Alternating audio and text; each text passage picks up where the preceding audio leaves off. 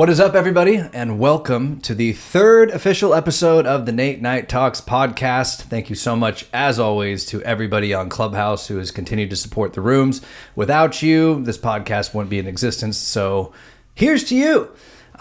Today, episode 3, have my first in-studio interview, which I am incredibly excited about. We've spent quite a bit of time putting together this arrangement and making sure angles and everything were good. So hopefully it all turns out good. If not, what are you going to do? My guest today is Shiva Meucci. And for those of you who are on Clubhouse, you may be familiar with him. He's an incredibly fascinating human who's done an insane amount of research into all things physics, quantum physics, and in particular, Nikola Tesla and the ether. And so there is a lot of things that we're going to dive into today, which are going to be very fascinating and hopefully mentally stimulating for all of you. So without further ado, as always, I'm Nate. It's late. Let's talk. How you doing, Shiva? Doing good, man. Good to see you. Great to be here. Really enjoyed this whole setup process, actually. It's been a lot of fun. It has been fun. Yeah. I feel underdressed. Well, I feel overdressed, so there we go. I think there's a happy medium somewhere in between that maybe we just didn't find. No, I think it's perfect. I think it's the middle. We got yin and yang going on here. Actually, we do. The color scheme actually works perfectly. Yeah, no, this is perfect for my whole idiom, I think. So I've seen some videos that you've put out, places that you've spoke, and you dress in a very similar fashion. So is this the branding, the imaging, or just your vibe in general? Actually, it's kind of my vibe in general, but specifically, I like to have an edutainment type of thing, and so there's a little bit of, I guess, steampunk is the thing. Yeah. It is a steampunk vibe, and so I try to sort of live the steampunk dream, bringing it, and actually that's part of what the book's about. That's part of what I'm doing here is I'm actually creating a new version of the future here. I'm gonna bring back the ether, and everybody who joins me on this path, they're gonna be part of it. We're gonna have a different future and steampunk. Of course, because it's no dystopian future is right without it. If we don't have our steampunk, then none of the sci-fi novels or books are ever going to make any sense. Right? Wouldn't it be any fun? It wouldn't. And you guys can't see his boots, but his boots are on point. And we'll have to show them off at some point. I'll stand up and we'll do show and tell. A little table dance. Right? A little table. We'll get up there and just from like the knee down, yes. just show them off. Well, I'm super grateful that you made the drive, for one, because you came from Sacramento all the way down to LA just to do this. So let that be a standard set for all of you in the future. Make the trip so we don't do these things remotely.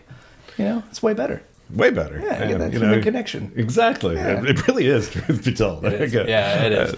A lot more, I think, gets translated correctly, it gets conveyed, and the riffing is just so much easier. The delay on that's something we talked about actually in a group of people that talk about neuroscience and things like that. Is just the difference in human connection that we might be kind of missing out on with all this digital stuff. That is true, and I think the symptoms of that decline on society are seen at an exponential rate in the past 5 to 10 years. It's kind of crazy. Yeah. But I think that's why Clubhouse is a lot of fun, because there's at least we're getting each other's voices. Yes. We're getting a little bit of that connection. Yes. And that is for those of you who are not on Clubhouse and who are just listening to the podcast or watching on YouTube.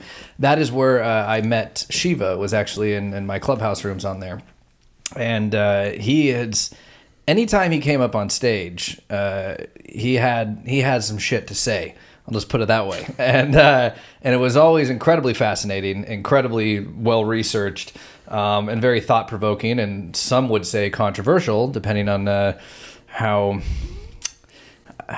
mainstream you are? Yeah, how mainstream, yes, exactly. Thank you for pointing out my controversial nature. I pride myself. Yeah, that's the thing. Oh, man, these definitions piss me off so much. Like, I hate the fact that when talking about psychedelics, UFOs, alternative views on history, which are completely backed by facts, one of the things either that this would be called alternative science or alternative something versus just an explanation or the facts. Mm-hmm. Like it's so hard to battle mainstream in general. The narratives that are put out are so ingrained in academia and the scientific community they are worse than, I would say, like the most dogmatic, Southern Baptist preacher. Really? No offense to anybody, but like, someone who's firm in Okay, their let's belief. say snake handlers, because even the dogmatic Baptist preachers are not real friendly with the snake handlers. That's true. Even they shun the snake handlers, and that's what science, by and large, has become. And I know we're all fans of and familiar with the expression that science progresses one funeral at a time. Max Planck. Yeah. And it is that case, like because these guys who stake their claim, stake their career on a particular discovery or idea, hypothesis, theory, whatever it is, and that became accepted as the norm. Whenever new information comes, a younger scientist, a person with a different idea that pokes complete holes in it and shows the flaws, they're silenced. They're called crazy. They're relegated to the fringe until that person dies, and then suddenly the rest of the scientific community is like, well, actually, there is something there. It's the most unscientific thing ever. That's the crazy part. It's strange. It's strange how much. Here's the thing. It's like they're more susceptible to superstitious behaviors because they believe they're not superstitious. Yes. It literally makes them more superstitious and more. In other words, you can be religious without believing in God, without believing in spirit. You can behave in a way that is. The way that you handle information is dogmatic. In other words, whenever people dislike religion, I don't think it's because they dislike spirituality or even the idea of God. A lot of times, it's because they dislike that dogmatic sort of behavior. If we could kind of separate that out and say, yeah, anybody can get into that and say, oh, this is my group that believes this thing, and and I'm going to defend it, and they just don't. They don't really recognize what they're doing. It's unfortunate, but hey, I've been battling it for years, and now I've kind of, just sort of taken on the battle. I know I'm gonna face it, and I'm ready. I'm ready for the battle. Well, we need people like you. I mean, it's incredibly important. Without the renegades, no progress would ever be made. Nothing would be challenged. And it's just like, we have going on in the world right now with COVID, with everything. Like, if you don't challenge the narrative, like if you don't challenge, scientific data with more scientific data, then, we're all sheep, and we're all going to be victims to, disinformation, or just at the very least false information that, has just not been checked. Yeah. I think it's a lot of times it's just the reliance upon authority. In other words, there's this appeal, but they don't recognize here is science. Yeah, you do have to have sort of this appeal to authority structure, because you can't go and do every test yourself. You can't perform every experiment humanity has ever performed. You can't do that. And so there's a level of faith that's kind of required to progress. Yeah. And then there's a fundamental vulnerability that you have to be aware of. And that's what we've lost. Yeah. That fundamental awareness of that vulnerability that you have to build upon. You have to believe they're giants to stand on their shoulders. Yes. And then once you do that, what if the giant falls? Yeah. Yeah. You're going with him. And so what's the hubris too? It's just, that's just what plagues, I think, humanity in many regards. Is just our hubris and our arrogance and pride, ego, whatever you want to call it. Is that, and as in the Nate Night Talks rooms, one of the things we always talk about is that ultimately, I don't know shit. Like I've done tons of research. I've experienced things firsthand. I've done everything I can to look into these particular subjects. We talk about in there, but ultimately, I don't know, and I'm happy to admit that, because anybody who claims they do is fucking lying to you. Like they just don't. Like we're trying to figure it out, and some people are by far closer than others, to figuring it out. But it's the first step, I think, towards knowledge, is admitting that you don't know anything. It's the people who I think are the most intelligent people, the ones like I don't know. I'm just trying to learn. Like, I don't think I have it all figured together. That's why I'm continuing to take in new information. Here's the thing. There is sort of, that brings up something that's kind of been an issue for me, is that a lot of people who claim, scientists, they're ultimately, of course they agree with that. And every scientist they're ready and willing and able. But here's the issue that people don't recognize: arrogance by proxy. In other words, this isn't me speaking, it's my group, and they're the ones who are super powerful and the best, and you better never ever question them, or there's something wrong with you. But it's not me. I'm not the one representing this information. Yeah. And that's what happens whenever you're dealing with anything that's out of the mainstream. Their appeal to consensus is this arrogance by proxy. They take on the label of, I'm part of science. Science is perfectness, but not me. Yeah. It's not. I'm not claiming to be. Yeah. But the thing is, they still get to be arrogant. Yeah. They just put the label of this group on themselves. Yeah. And that's the thing that kind of That's what kind of screws up science. It's creative. It's a creative, plausible deniability of egotism, I guess. It's put on the group itself, right, and not on the individual. But the individuals embody it far more in many regards. Well, so I guess explain to the audience, and we're going to be very careful tonight of a few things. And one is that a lot of the stuff that Shiva's going to be talking to you tonight, to me as well about tonight, and teaching me, is going to have to do with a lot of high-level concepts, a lot of things that have to do with physics and quantum physics and ether physics and everything therein. And obviously, yes, of course, we're going to touch on UFOs and psychedelics, consciousness, time, everything therein. But we're going to do our best to make sure that these things are presented in a way that is definitely digestible to, let's say, the average Joe, kind of like me, because Shiva's devoted much of his life to researching this stuff. And so we had a talk right beforehand just to make sure that these concepts are going to be more digestible. Yeah. He's going to stop me if I start going too deep, and we'll get back up to a level that makes more sense. Yes, and so bear with us as we try to unpack a lot of very confusing and difficult to grasp concepts.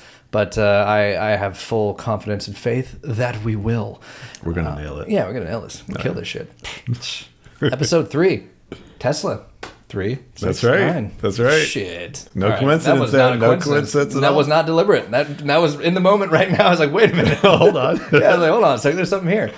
So I guess one of the best things to do, first and foremost, before we fully dive into these things, is give people a little bit of a backstory about you, how you got into this field in general, what led you to this research, and everything therein, just so, credibility, credentials, research, all that stuff at the beginning is laid out before we dive into insanity. Yes. So, okay. By training, I'm a software engineer. All right. So I spent a decade as a software engineer. So that would be, where I have this crossover of, I've always had an interest in AI, and I was actually raised in a machine shop. Partially between a farm and a machine shop. So that's where I kind of got my physical intuitions, loading into like the logic and, understanding how to do things. That basically programming is a lot like advanced mathematics. There's a huge amount of crossover between the two because of the way that everything, works with them. You're basically doing sort of the same thing. I kind of see mathematicians as like old school programmers.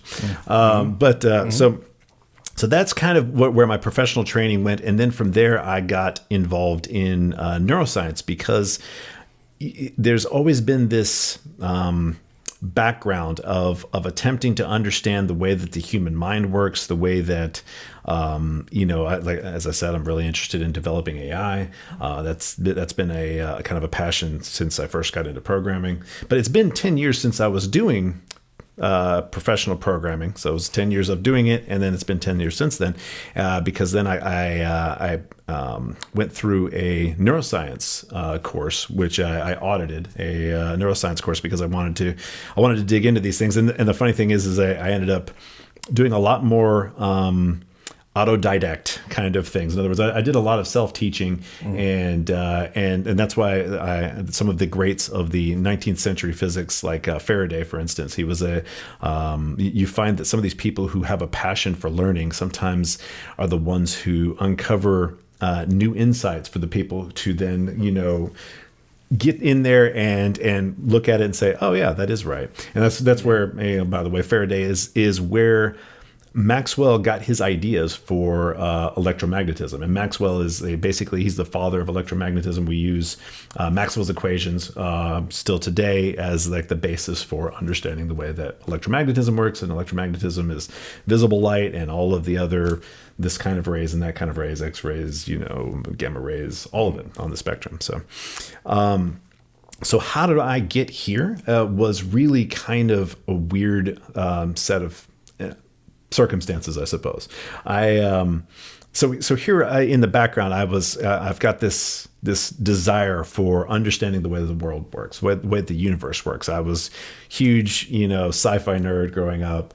Loved Star Trek and all those things that they were talking about. It does this, it does that. I'm like, well, okay, is that supposed to be real science? It sounds like magic. Sounds like nonsense. And so I had this sort of skeptical bent, and it eventually kind of reached a crescendo as I was, digging in personally over the years, because as I'm programming, what do I do in my personal time? I just spent all of my time researching science, so researching physics, I hear that. Yep. Yeah, exactly. So you get kind of obsessive about something, and I wanted to know how reality works. Yeah. So, and I started running into these things. It's like, well, that sounds like magic. And I mean, and at the same time, I'm kind of recovering from this fundamentalist, religious upbringing where you go through this process where you realize your parents really didn't know what they were talking about, but at the same time, if you go too far, you kind of you're just being anti, and you're not, and then it's the same thing, and so I kids are going to be anti you, right? Exactly. It's going to go the full. They'll be right back where your parents were, right? And so eventually, I started out kind of rejecting religion, then said, well, wait a minute, am I throwing out the baby with the bathwater? And so all of these things are kind of happening at the same time. But what I recognized is this dogmatic religious sort of behavior happening just upon asking the wrong questions. Mm-hmm. Now, I grew up asking the wrong questions. That's what kind of made me not be part of this. What made me sort of black sheep of the family is that I started very, very young. They would get very, very upset about the questions that I would ask. They were like I don't know, they saw it as disrespectful or what have you. And so I'd face a lot of trouble for the questions that I asked. Yeah. And that sort of keyed me into something as I was growing up. And then here I was asking certain types of questions that would get me viciously attacked about physics. It's like, I'm literally just asking a question here. I just want to know, and you're attacking me. Yeah. That's weird. Yeah, that's a sign. Exactly. That shows exactly where their heads are at. And I want to point out something, because you said something that is very important for people just to know in general. And I believe you're talking about Maxwell, the same, who kind of self-taught himself some stuff early on. Specifically, it was Faraday who was the most, and he's the one who inspired Maxwell. Okay, sorry, Faraday who did it, because people just need to grasp the idea that the label of like a degree is such nonsense. Some of the most prolific people in history dropped out of college.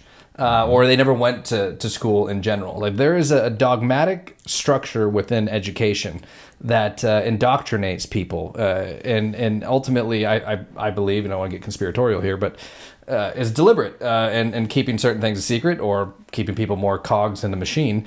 But what you did, as far as the teaching yourself this stuff, because it was a passion, because you wanted to genuinely learn, and you were just doing the research, and therefore you're not learning through the lens of a teacher.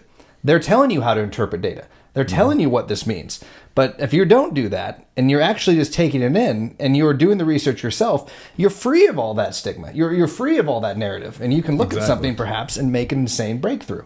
And I learned the most in life I ever did when I got expelled. And my parents forced me to teach myself the rest of whatever, my 6th grade year, 7th grade year, whatever it was. And before I wasn't getting good grades, but I was so happy to be expelled from a school, as a private school. And I did everything I could. Like, they wouldn't hear me. Like, I was manically depressed. I was a cutter. I was all these things when I was younger. And in addition, like smoking weed and drinking, I think I told you when I was like 10. Right. Anything I could do to cry out for help or lash out.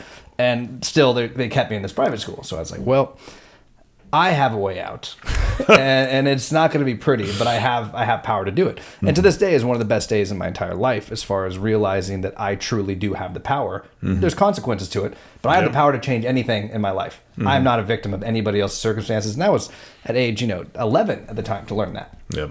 But I had to teach myself school for the rest of that year and turn in the homework. No teacher, no anything. And I learned more. And that year, I learned enough, because I was also held back twice. It's a long story. But I learned enough that year, the last half of that year, teaching myself, to skip the next grade and then go back to like a public school in the grade that I was supposed to be in because of that, because I was so happy. I was willing to learn. I was free from this thing. Like the desire was there. And the same thing as you're saying with this, the same thing with my older brother, who was a computer science major, and then went into biotech because he looked at medicine, he looked at the human body in a completely different way that wasn't programmed through medical school. Yep. And he believed the body was a computer, and then he could program it accordingly. And he's now has 5 biotech companies, was given $30 million from the Canadian government to make a vaccine. Like he's doing insane shit, and they mocked him in the beginning, the scientific community, the biotech community, for his approach. Like, that's not how things work. That's not. Yeah. And now he travels the world and he speaks to triple PhDs at like Cambridge and Harvard and Caltech and MIT. And these guys listen to him, and he has a bachelor's.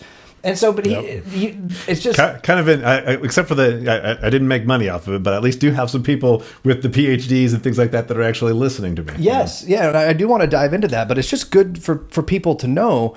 Because sometimes, like, if someone doesn't have like their PhD or their doctorate in something, like they're not taken seriously. Where it's the exact opposite. Like if you're interested in something and you've dedicated your life or time to researching it heavily, to reading the same books, to maybe even reading more books and from different angles, that those are the people who change the world, like who come up with the new novel concepts. They're the ones who break the mold. And so it's just a good thing to remember, because sometimes people get hung up on those type of things. Like, oh, so you weren't actually a neuroscientist. You didn't actually like... Right. Okay, but I could talk circles around a neuroscientist, like that type of thing. And so I didn't mean to cut you off, but I think it's just it's a good point to be made, because people just need to realize that some of the most, revolutionary people in various fields did not go any type of a traditional route by any means. Well, some of the greats of science, the initial scientists who built up this technological society were, almost invariably had at least some level of being a self-taught person. And it's funny that you brought up the self-teaching. I completely forgot to mention, because I guess I just don't find it all that relevant usually, but that I was homeschooled for a portion of my prior to even part of high school. And the funny thing is, even going back far enough, it was my parents for some reason moved down from Chicago to Memphis area, and I think it was Mississippi. Yes, I think it was. I was the case that made it legal to homeschool in Mississippi because of the fact that they brought my mother up on charges of contributing to the delinquency of a minor for homeschooling me.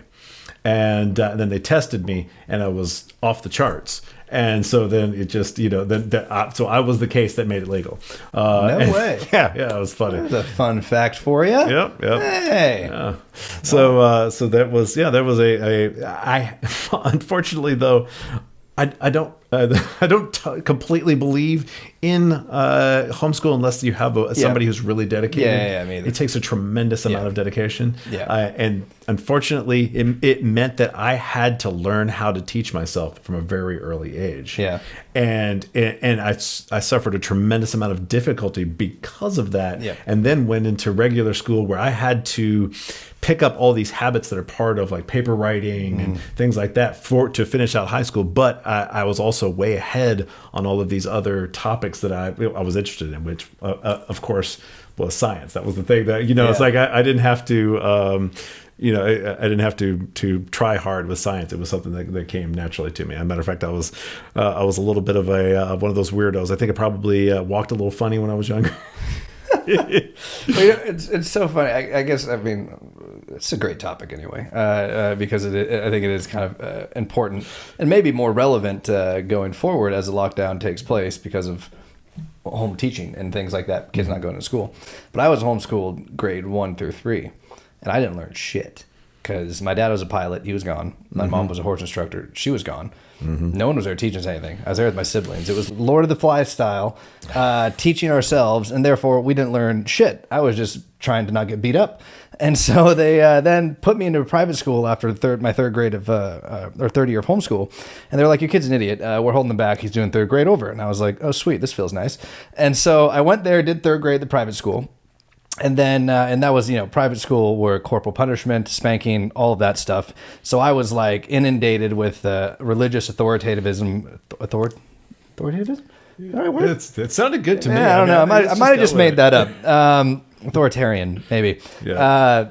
But we're on the same page here, man. It was the name of the high school I went to, Southern Baptist Educational Center. Yeah. The scars run deep. And so I dealt with that year, got held back, so I already felt like an idiot, and then was disciplined, profusely because I was always acting out. The next year they put me in a public school, and so I was already smart enough just from a private school education to skip 4th grade, go back in the 5th grade I was supposed to be in, and then after 5th grade in a public school, they put me back in the private school, retested, they're like, no, he's an idiot, we're holding him back again. So I did 5th grade all over again at the private school, stayed through 6th, and by that time, it was...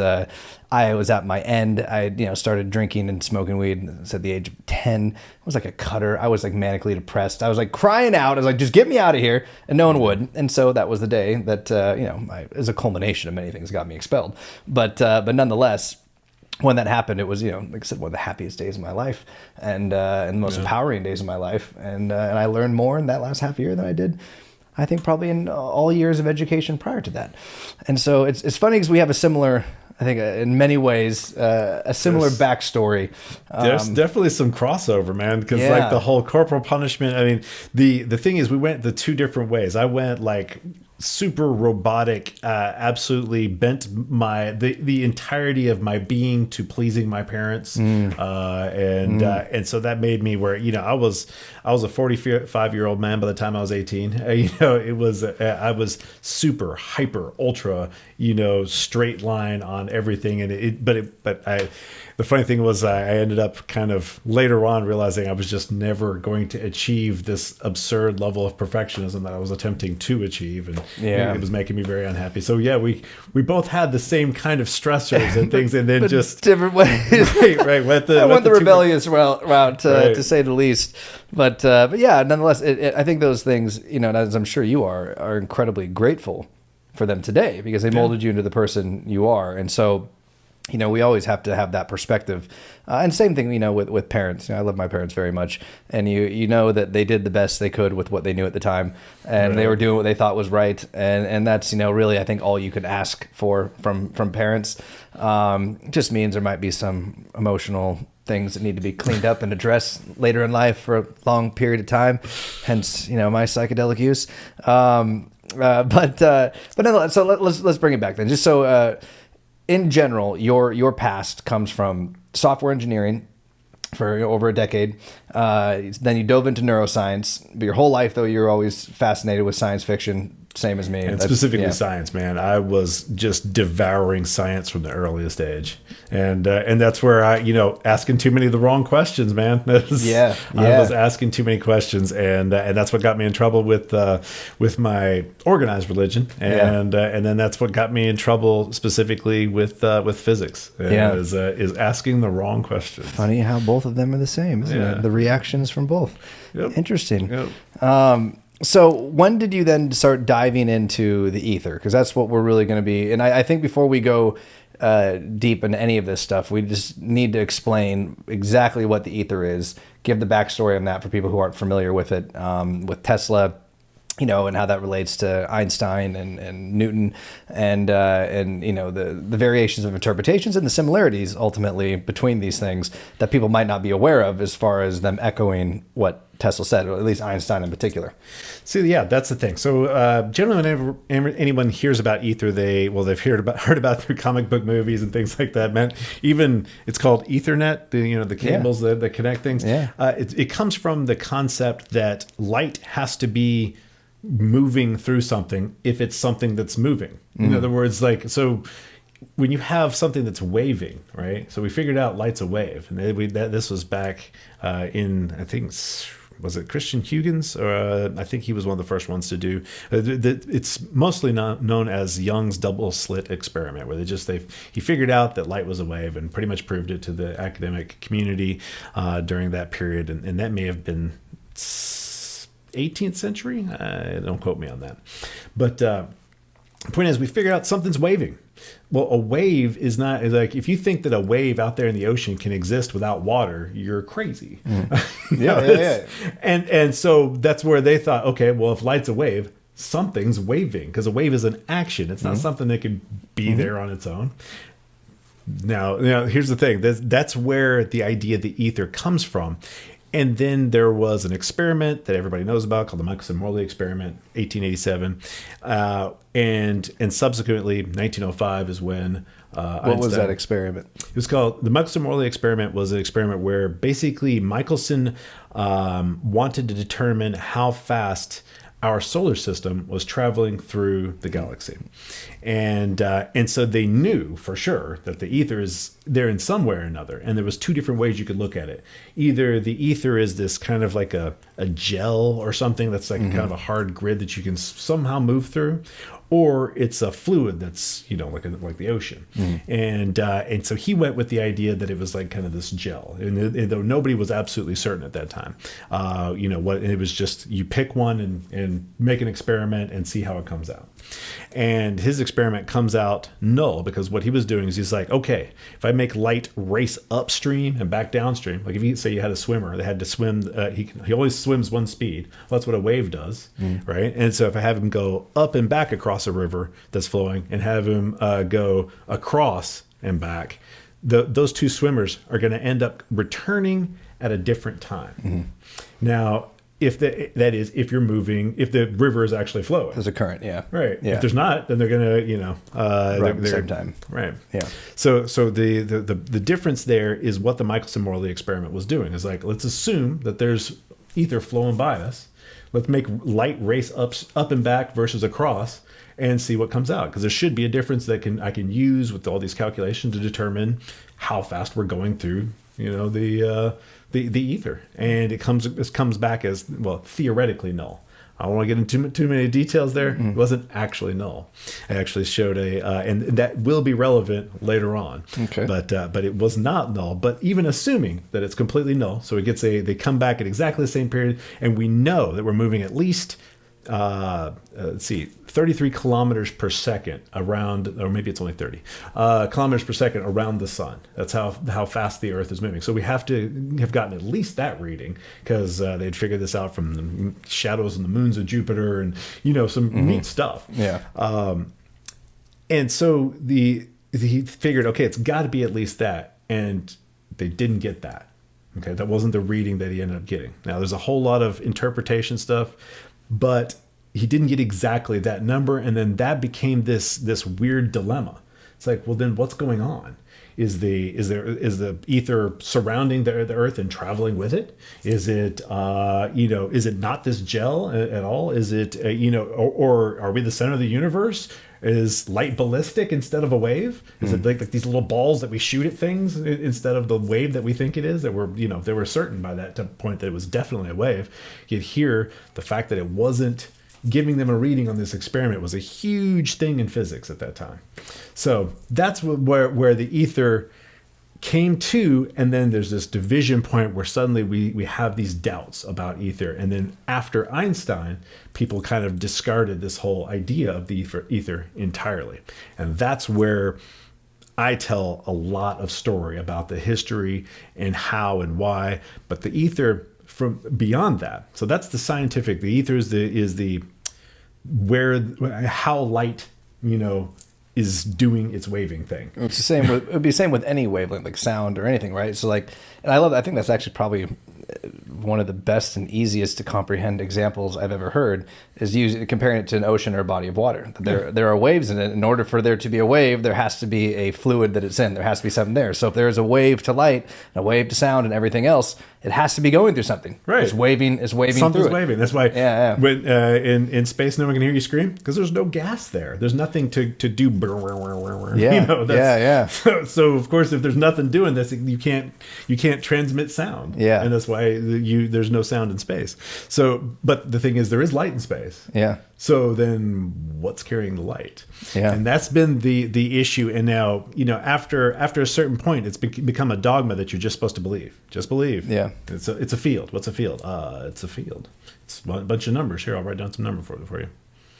Yeah. And that's the only explanation they give you. So basically, I came to this point at which I was tracing down these weird magical beliefs in physics. And here's, it's funny because I'm going to be talking about spirituality and things like that. But I come from this extremely deterministic sort of viewpoint. It's like if it has the slightest hint of magic to it, I'm like, hold on, I smell BS. Yeah. I better see how this works, because everything I've ever investigated, I've found a way that it works. Reality works. It's the one thing that I always found. Reality works.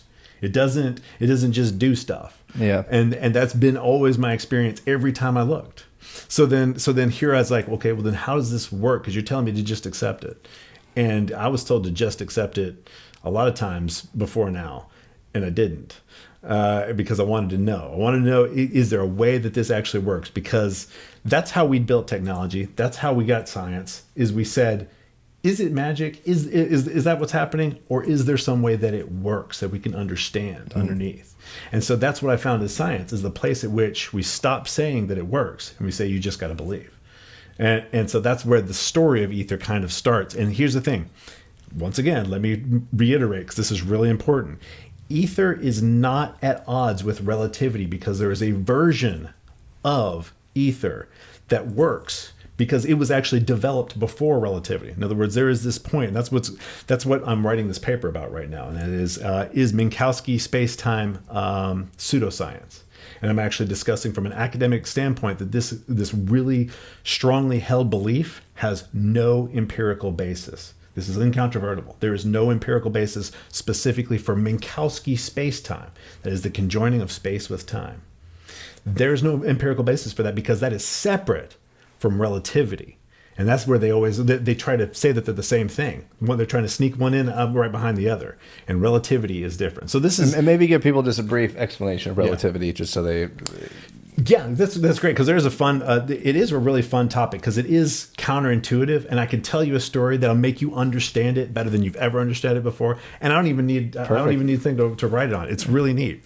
So relativity, most people are going to know it by the idea of constancy, and so the constancy of light is that.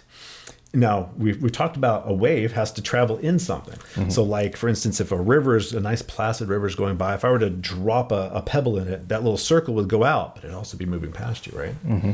And so it'd just do that number. So we have this idea that a wave travels in its medium. Well, here's the thing.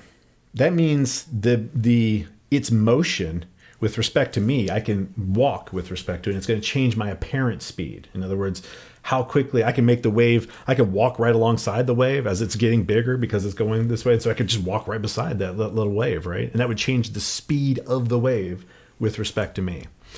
According to relativity, you can't do that with light ever, under any circumstances. No matter how fast you're going, it's going faster than you by the exact same amount.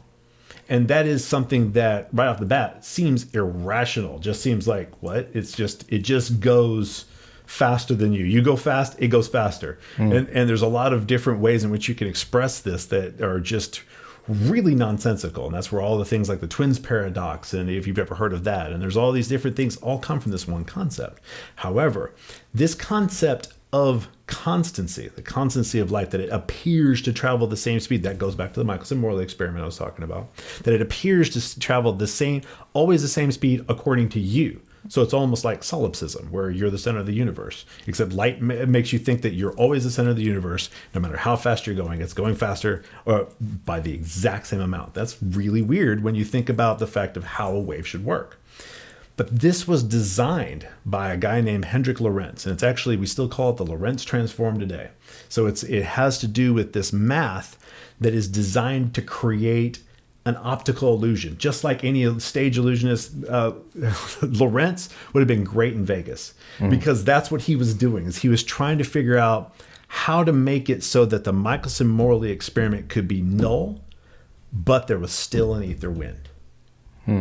How would you do that? If light has to go up and back, and it's always going to end up there, because there's trying to go upstream, you're like, you go real slow and then you whiz back. And the other one, you're having to travel this weird angle across, and you're swimming at an angle the entire time, and then you make it back. But it ends up being a different speed when you do the math. And so it's like, well, how can I make this into an illusion?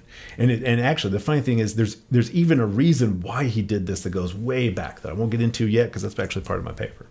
But so he's like, I can make math that'll do this. And he wasn't the first one that came up with it. There was others, and this is all the way back like 1889 era. That the first version of what's called the Lorentz transform, and that is the central mathematical formula for relativity. And relativity is that's how we have all of our physics, black hole physics. Everything's based on relativity in some way or another. And I'm not arguing against relativity. I'm arguing against the interpretation. So here's the thing with the whole constancy weirdness, and I'm gonna try to explain this to you in like ballistic terms.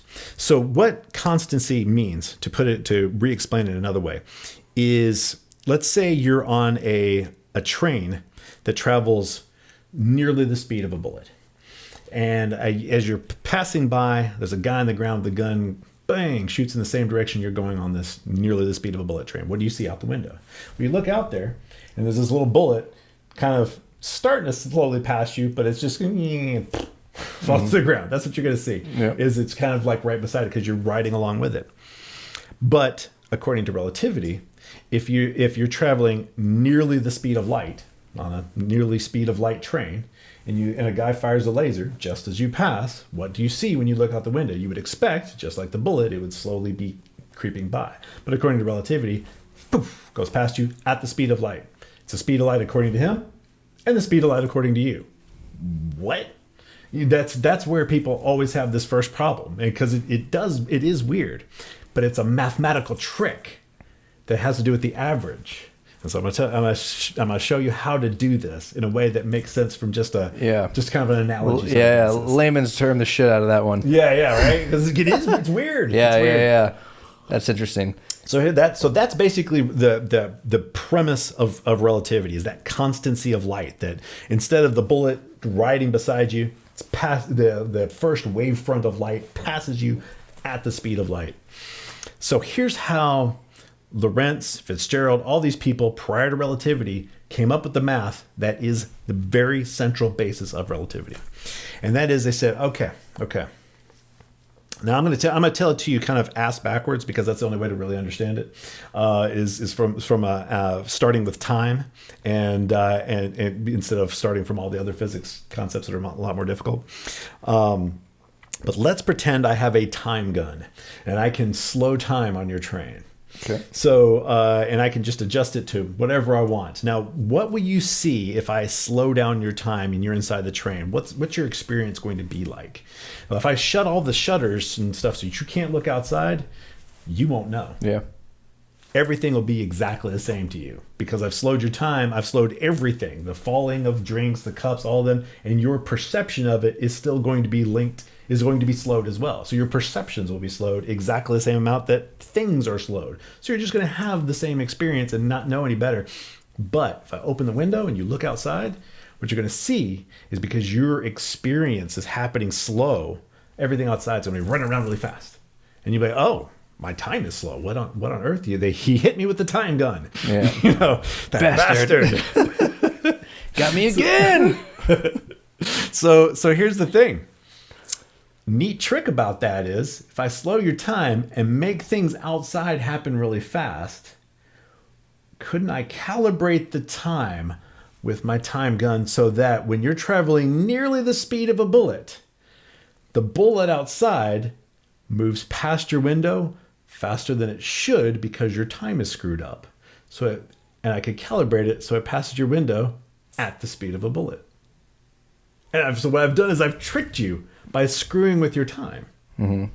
But here's the thing. That trick only works in one direction. So that's where the difference is. That's the big thing. But let's revisit it, because this is kind of, I'm asking you, this usually you got to get off the board. Yeah, get off the board for this stuff. But, so do you understand what I'm saying here is that all I got to do is just change your time, and then your perception of the events will be altered. Mm-hmm. Now, this is actually part of relativity, that your time is altered as you're moving with respect to other people. And so the way that they explain it, these are going to be familiar concepts to people who've been trained in relativity. But what's going to be unfamiliar is my explanation of an illusion, because nobody knows. Nobody but historians. Historians know. And that's what I've mostly become, as a historian of physics. Historians know about this, but almost nobody since roughly the 50s has been taught anything about this route to achieving relativity through ether. They don't even know that you can. In other words, like this is something I found a quote by John Stuart Bell, who is well known for what's called Bell inequalities. It's this very specific thing about quantum physics. And one of his quotes is about taking people along the path by, Larmor, Lorentz, Fitzgerald, and Poincaré. And he talks about this. And so I know that's one of the places where I know people, at least at that period of time, hadn't lost history. But since then, I haven't found anybody talking about this history where this is an alternative interpretation of relativity no academic is taught. You can go get a PhD and they will not teach you this very crucial part of history, that you can achieve relativity with a physical, mechanical wave through an illusion. Because normally what they're saying is it's not an illusion, it's reality, and reality's shifted in this weird way. And I'll try to explain a little bit very vaguely because we don't want to get too much into that. Yeah. But the way that I'm just explaining it is this mechanical thing. And a mechanical wave is anybody who knows relativity will be like, no, relativity cannot be done with a mechanical wave because they haven't been taught. And they'll tell you, no, you mechanical waves, light can't be a mechanical wave if relativity is true, period. And they'll tell you that, flat to your face. PhD will walk in here and say that because they don't know the history. And that's the thing that's what my next paper is about, which I got to make sure to launch this paper before. So just in case some PhD watches, like, wait a minute, let me look this up, and then they publish before me. Because I want this history. It is kind of a history paper it's very important, and it's important to today because of all the crises that are going on in physics. So here's this alternative interpretation, and so what is it? What does all this mean, and why is it? Why is it important? Yeah, why is ether important in general? Why is ether important? Yeah. And it's because, it opens out into a lot of things. Let me put an end cap on this whole weirdness with the illusion. The thing with that illusion is that if somebody fires a gun in the opposite direction, my illusion's totally broken, right? Because the way I got you to be fooled into this is that because you're riding along with a bullet, same direction, in the same direction, and slowing your time, then it works. And the other way, it'd just be like twice the speed of a bullet. It'd just screw it up. It'd be something close to that. So the point here is that instead, whenever we are measuring light, we only measure the two-way speed of light and never the one-way speed of light. And when you look it up, now, as of the 90s, they say that the one-way speed of light cannot be measured. Now, and before that, they just simply said that it had not been measured. And that is the basis between ether theory and Minkowski spacetime. But this idea, and you've heard space and time are linked. They're one thing. That idea has no empirical basis. There's no test. It is technically pseudoscience. Mm-hmm. It has never been tested in any way. Now, all the other things that relativity does, time dilation, length contraction, those are absolutely irrefutable when it comes to the scientific record. There's just huge amounts of data. But those are a separate thing from conjoining space and time.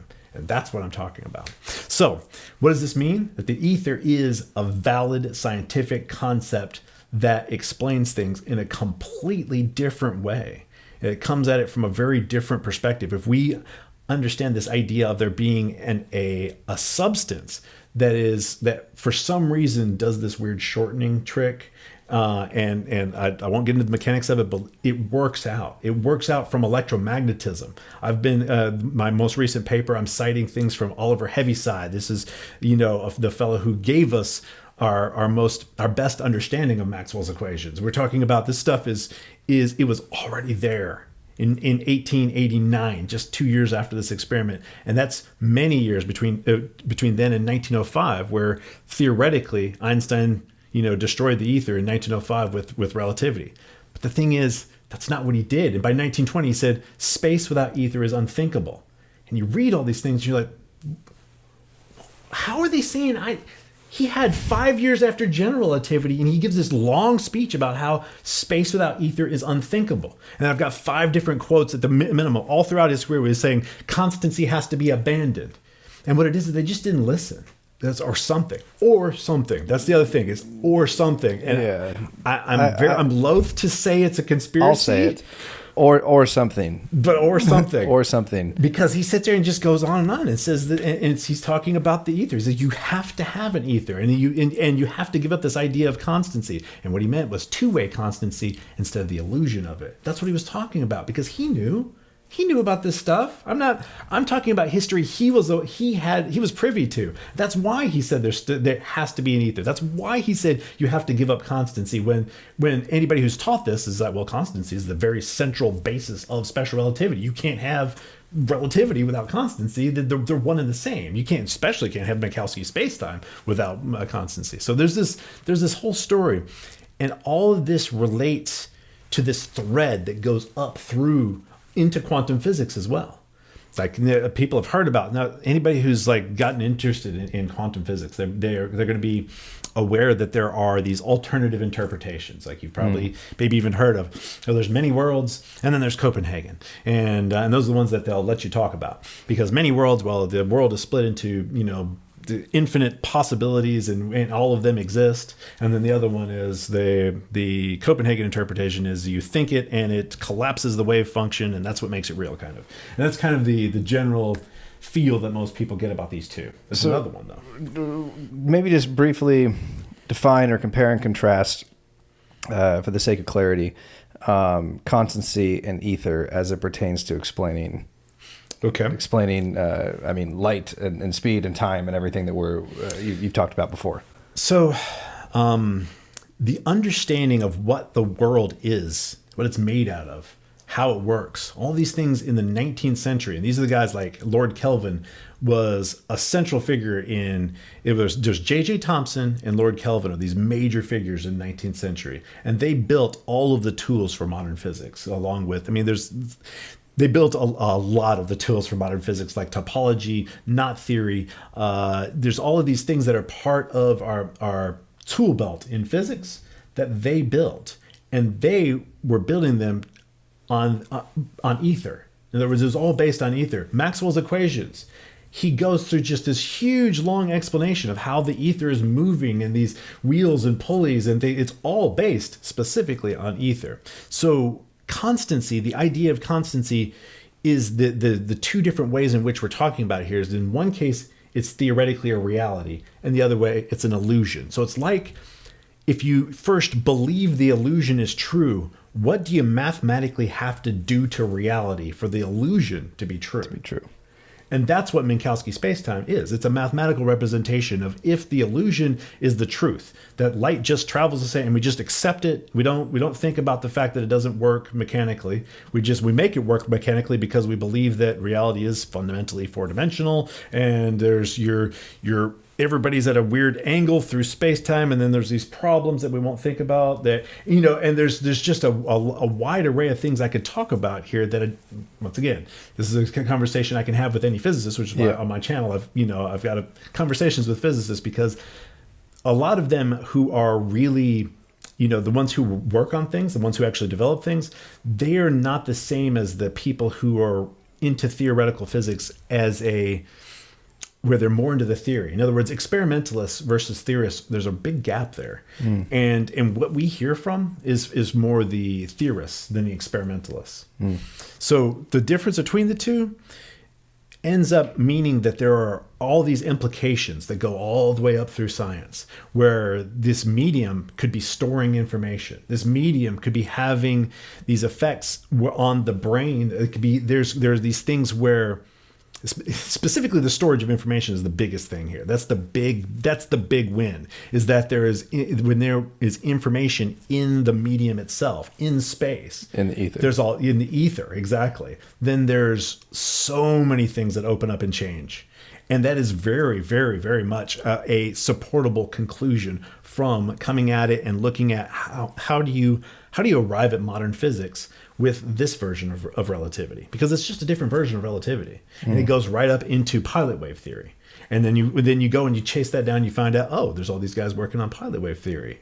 You chase all these rabbits down these various holes, and every time you come and find out that it's kind of hidden in the background. The ether is there hidden. They're calling it probably one of the best representations of it is superfluid vacuum theory.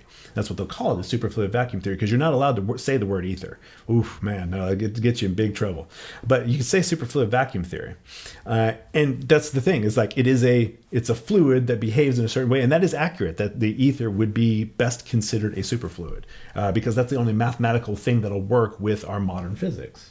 And so you can follow these threads, and you end up finding all these ways, and that where they're the hydrodynamic analogs. In other words, John Bush at MIT is my favorite current experimentalist, I would have to say, and he's got quantum hydrodynamic analogs is the name of his project. He's been working on it for years, where he shows this alternative interpretation of quantum physics, where there's these droplets that are bouncing, and I won't get into too much of it, but this is kind of for people to check out my book, and I'll be explaining a lot of these things in the book, but it basically shows another way we can come to these questions where we can't find a mechanism, where we say, okay, reality underneath the surface is fundamentally random.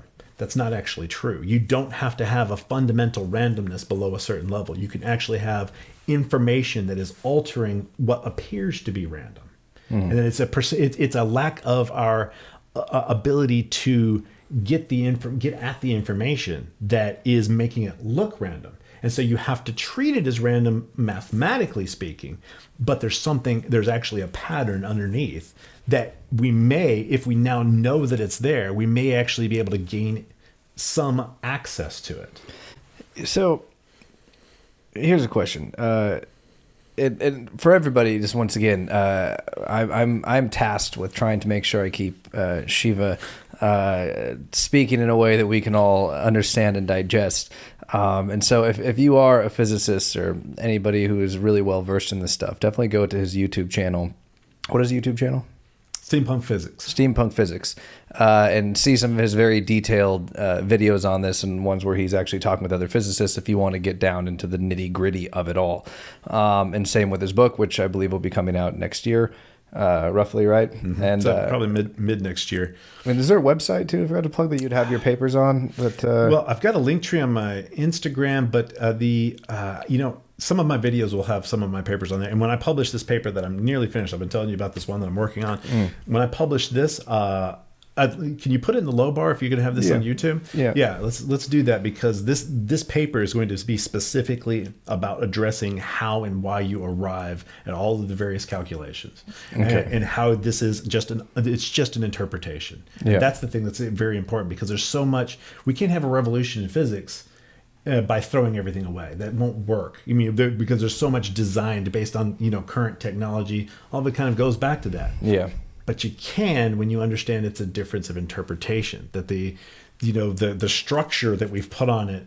You can have that gallon. That pool has 30,000 gallons in it. What's a gallon? There's a structure you've put on it that isn't necessarily real. Yeah. And you've just divided it up in a way that's good for you. That's what interpretation sometimes is about. And sometimes it can lead you totally the wrong direction. So, I wanted, and what's the Instagram handle, really quick, so people know? It should be Steampunk Physics. So it's all Steampunk Physics as well. Yeah. Okay, just making sure. So yeah, check out his link tree on Instagram, because he has a lot of this stuff in there. I want to jump back really quick, just because I think this idea is interesting, and I'm curious where you might be going with it. So the idea that the ether, and so within this, just so I can clarify, the ether would be also considered not just everything like dark matter and space, but it's just everything around us, everything that would be considered emptiness, right? Yes. But here's the thing. That's what actually, I'm glad you asked me that, because there's a perspective that goes all the way back to ancient times. Okay, we're talking about this is ancient physics. This is UFO physics. This is spiritual. Where these ideas from spirituality, if you believe the possibility that at some point in time mankind may have understood reality better than they do now, then I believe that. Then this is what they were talking about in a lot of the religions, and you can actually start to pick up all these little pieces between various symbols and various things. They all point to this one this one thing. Yeah. And it's exciting, man. It's really exciting. And I just can't wait to get more people excited about it. Yeah, I mean, I think there's so much to the interpretations of ancient teachings, of religions, of ancient wisdom teachers, of everything of old, because we clearly possess understandings that we don't today to achieve the marvels that we did in our ancient history, where we, according to the hubris of our current society, we were, clubbing women over the head and dragging them into caves and building mud huts, and yet we erected some of the biggest megalithic structures known to man that we couldn't replicate today if we tried, lined up perfectly, on ley lines to true north, to Orion's belt, like so much stuff, man. It is mind-boggling how precise and intelligently designed and creative it was, and done by slaves. My ass, like and that's what Graham Hancock talks about all the time, like the amount of care and precision. I mean, I guess you can't fully rule it out, but it seems more like a labor of love of people who were committed, in the case of like the pyramids, to creating these things. But I'm curious about when you were talking about the ether being, if you will, kind of a storehouse of information in that regard. So I was thinking when you were saying that about Dr. David Morehouse, who you were in the room when I think the second interview with him on Clubhouse. And for those of you who don't know, Dr. David Morehouse is probably one of the foremost authorities in the world on remote viewing, 20-year Army Ranger commander and CIA operative, and he was a part of Project Stargate and the Gateway Experience. And he has some very incredible insight from his remote viewing and just the idea of essentially detaching consciousness and projecting it to other parts of the universe, other parts of the planets, whether that's to spy on the Russians back in the 80s or to go remote view Mars a million years ago and see the civilization that was there. And he talked about, towards the end of that interview, about the idea of almost like the waves, the oceans of energy going through the universe, that like when you tap into them in that like there is this oneness, this kind of unity, like the ultimate information of all things. And so I was looking at that and then hearing the idea of the ether. Whenever we do, psychedelics, you get into these, altered states of consciousness, not ordinary states of consciousness. You have ego death, whatever it is. You become kind of essentially vaporized and one with the universe, one with this God source, if you will, this infinite intelligence that is in the universe. Mm-hmm. And it seems like, in a way, that the ether could very well be that infinite intelligence, like a giant brain, a network of just pure information that is everywhere and all around us, that is just waiting essentially to be tapped into. Yeah, they call it the Akashic Record. The Akashic Records, yeah. And that's what Tesla called it, the Akasha. He Did Tesla call it the Akasha? Yes, he did. And specifically, when he was talking about it, he said the Akasha and Prana, because he was actually a big fan of Swami Vivekananda. I hope I pronounced that properly. But and he followed him around, a good bit. He followed his teachings. And trying to learn about this, what basically was. What I would guess the reason why he was fascinated with him, and it's specifically said in one of these quotes that I probably ought to bring up, but is that it was man long ago knew these things that he was just discovering. So the one thing I did want to also point out here is that this is actually what Tesla said as well, and that is the universe as we understand it is an inside out view. In other words, what we think of as the hard thing, the solid, the real, that is bubbles. That's just foam at the edge of the sea. And that the real world, the real thing, is actually the ether. The thing that we think of as nothing is actually the thing, the real thing. And we're just at the edges of it. And we are literally the edges of the universe. That material existence is the edge of the universe. Well, it makes sense if you think about just the idea of how much of the universe, is just void, if you will. It is just ether, where the solid matter, comprises such a tiny, tiny bit of it, just like in an atom. Most things are just the ether. Like it's ultimately all energy. Vibration, resonance, frequency, everything at its core. There is no such thing as matter, ultimately, right? That's an illusion. Exactly. That's the it's a phenomenon. That's the weird thing, is like understanding and seeing matter as a phenomena, as what the ether is doing. That's that you end up seeing. And then when you start to see this from the concept of, here you have this huge data system, and it's a holographic data system. That's the other aspect of it that's important, is to understand what holography is and how that it works. But it's a holographic data system. And once you start to see that and see, the way that all of those things could be interpreted, it really gives you a kind of a different perspective of the importance of this, what we are here. When this is just a focal point, it's just the point at which stuff crosses. Stuff crosses, and then you end up seeing like what's a good example of that, where you only really notice where things sort of come together, but the real thing is the larger thing. And I can't think of another example of it right this moment. But. Yeah, I know what you're talking about. Something might come, but yeah, where you're only seeing the focal point of it, right. not the whole thing. But the whole thing is something much larger, and that's what you end up seeing, like an iceberg, maybe. Yeah. I mean, what the parts above the water? That works into other analogies. But yeah, I know what you mean. Right, and so matter and our existence is the crossing of all of what reality is doing, and so yes, seeing it as a large brain, just the way in which we look at the dark matter. So dark matter. Let's just have a slight digression on dark matter for a second here, because the idea of equating, I don't want to directly equate ether and dark matter, but they are very strongly correlated, because the idea is we looked out into the universe in like the 1930s era, I think it was, Fritz Zwicky saw that galaxies were rotating at a speed that was different than what we expected based upon general relativity. Said, well, it must be some matter we can't see. I don't know, and then we stuck with that for now, and that's what dark matter is. It's the amount that general relativity was wrong by, and that's what dark matter is. That's a good way to put it. And so, but the thing is, that can be explained. Like there was papers published that I was just looking at, just in major journals in Europe, on solving the gravity based upon fluid calculations, and suddenly this difference in the way that things are moving has to do with because you're looking at the fluid instead of the particles in it. In other words, the particles in it are just spaces sort of created, whereas it's what's really going on. The reason why the thing is moving is because it's the motion of the fluid around it that's causing this rotation. And then once you solve that way, suddenly the need for dark matter, and it just goes away, because that is what the dark matter is this that additional calculation where we could use these fluid dynamics based calculations. So you're saying it's like an ocean, and these objects are in the ocean, like a whirlpool almost spinning. Exactly, and like a whirlpool, but like the center of a whirlpool is a space. Mm-hmm. We look at it and think of it as a thing. You look at a tornado, you see that's a tornado. Mm-hmm. Is it?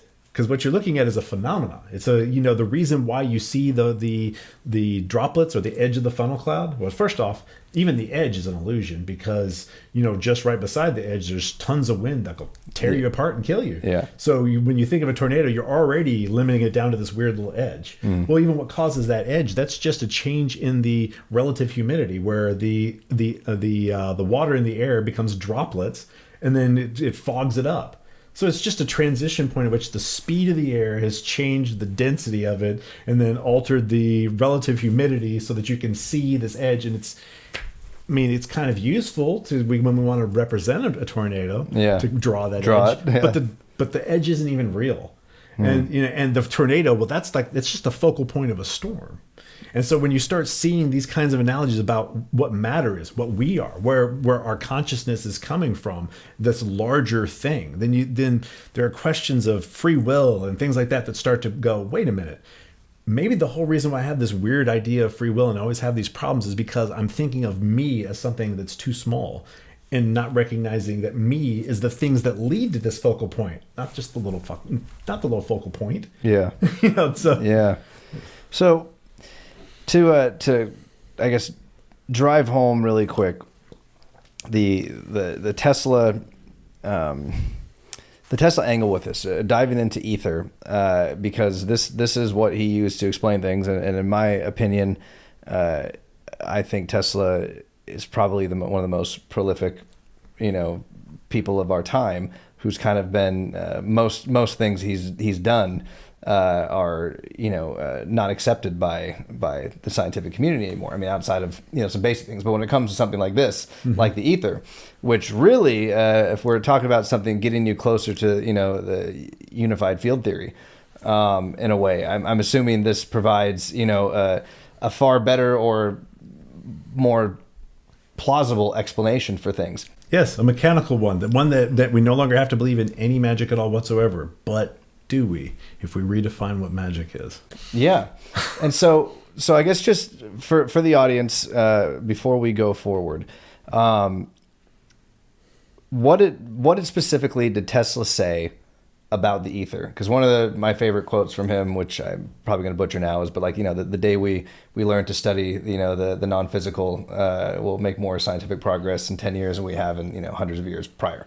Whenever he was talking about resonance, whenever he was any one of those things, everything was based upon ether. In other words, even the idea of a rotating magnetic field, well, he just saw it as a vortex of ether. And that's where he came up with the idea of the rotating magnetic field, which is one of the first things that he's really strongly credited with. But it just so happens, as you were talking, I brought up one of my sets of quotes here. And if you don't mind, I'm going to go ahead and read the long version of this, where it was a... it's called Man's Destiny, I think was the name of it, but it's a prepared statement that Tesla gave that I really like the context of. So there manifests itself in the fully developed being, man, a desire mysterious, inscrutable, and irresistible, to imitate nature, to create, to work himself the wonders he perceives. Inspired to this task, he searches, discovers, and invents, designs and constructs, and covers with monuments of beauty, grandeur, and awe the star of his birth. He descends into the bowels of the globe to bring forth its hidden treasures and unlock its immense imprisoned energies for his own use. He invades the dark depths of the ocean and the azure regions of the sky. He powers in the innermost nooks and recesses of molecular structure. Piers, excuse me. And he's reading from far away. Yes, I can barely see it here. You have to excuse me, guys. And lays bare to his gaze worlds infinitely remote. He subdues and puts to his service the fierce, devastating spark of Prometheus, the titanic forces of the waterfall, the wind, the tide. He tames the thundering bolt of love and annihilates time and space. He makes the great sun itself his obedient, toiling slave. Such is his power and might that the heavens reverberate and the whole earth trembles by the mere sound of his voice. What has the future in store for this strange being, born of a breath, of a perishable tissue, yet immortal, with his powers fearful and divine? What magic will be wrought by him in the end? What is to be his greatest deed, his crowning achievement? Long ago, he recognized that all perceptible matter comes from a primary substance, or a tenuity beyond conception, filling all space, the akasha, or luminiferous ether, which is acted upon by the life-giving prana, or creative force, calling into existence, in never-ending cycles, all things and phenomena. The primary substance, thrown into infinitesimal worlds of prodigious velocity, becomes gross matter. The force subsiding, the motion ceases, and matter disappears, reverting to the primary substance. Can man control this grandest, most awe-inspiring of all processes in nature?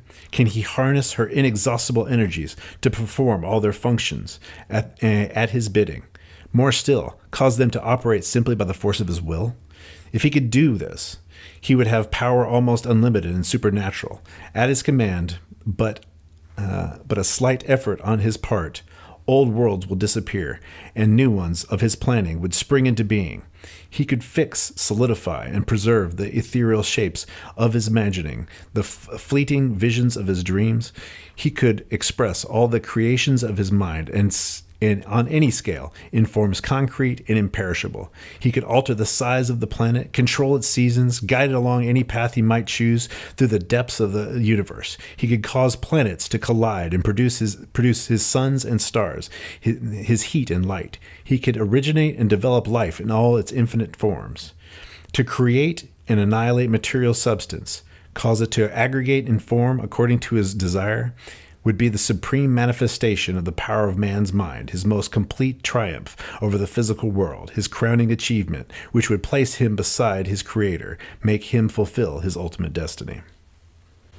So, yeah, powerful words from Tesla, and specifically about the ether and about should we ever gain full command of the ether, which is why I think it's a bit scary.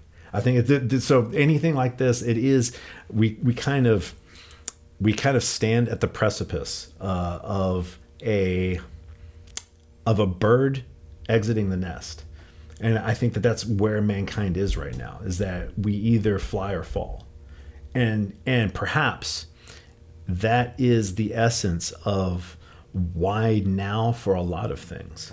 Why now for, are we being watched by other civilizations? Are they going to see? Do they want to watch the birth of a new being, or the failure of it?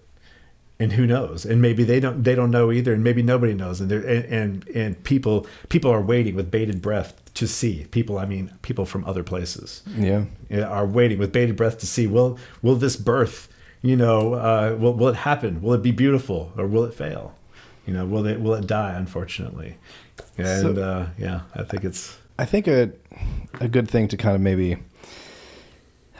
explain a little bit is we both were I'm still reading it, but the book Occult Ether Physics, and we talked about this a little bit in a clubhouse room, and I think it was you that who meant, was it you that brought it up, or someone bring it up? We both got it. It was you that brought it up. Mm-hmm. Okay, you brought it up, and I got it after that. And there's some interesting things that were written in this book. I'm blanking on the author's name, but the interesting thing is when it comes to the ether, when it comes to the reality of what all this means, kind of what's in that statement, the power it unlocks, of the code it would crack, ultimately. We know there's conspiracies, and a lot of them, I wouldn't even call them conspiracies. I think they're just, this reality is what happened with Tesla. We know that, the second he died, his place was raided. Everything that he had, all of his work was taken, gone, and never seen the light of day again. Mm-hmm. We know all of the suppression that takes place. And if you go to the NateNightTalks website, on there is this declassified document with a few hundred pages of all of the new energy patents that have been suppressed, have been taken, people who've been killed, who've come up with these things. One of the famous examples, that guy in the 70s who made the car that ran on water, and he runs out of that diner being like, I've been poisoned, and drops dead right there.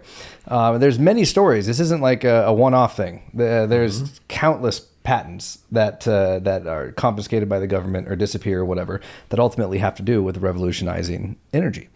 And well, there is some, stuff with the Morgans, which was addressed in this JP Morgan early on in Tesla's life, and I think he was kind of plagued, and is very unfortunate because everything that he was doing threatened the people who ultimately had the stranglehold on energy, and would have made it obsolete essentially overnight and given it to everybody in the world. And he extrapolates, in that book early on about, implications during World War II, because Tesla ended up selling his technology to Werner von Braun and the Nazis, because the Americans went by it. JP Morgan wouldn't pay for it, and so, but this giving that technology, this ability, would allow people to travel anywhere. They could have an automobile that would require very little maintenance, could travel any place they wanted. They could live remotely in a mountain. They wouldn't need any contact. They'd have infinite energy, like true independence, if you will, which the power structures who want the stranglehold and the suppression of the people don't want. And so I look at what happened with Tesla and the things that he was on to, especially as it pertains to his flying machines, which we'll definitely have to get into. That definitely is coming. Is that he was so revolutionary with so much of what he did, and created and proved in many ways. And that people like, Einstein were very much in line with him, and despite the framing, which, like you said, you can look at that however you want, but you don't have many options when these are supposed to be sober-minded academics and scientists who are looking at information, who just willfully disregard things and go forward with this suppression. And now this has been relegated to the fringe. This explanation for things is, as you're saying, you can't even bring up the word ether. No, absolutely not. And that is mind-blowing, because it seems like all of this would have revolutionized everything 100 years ago.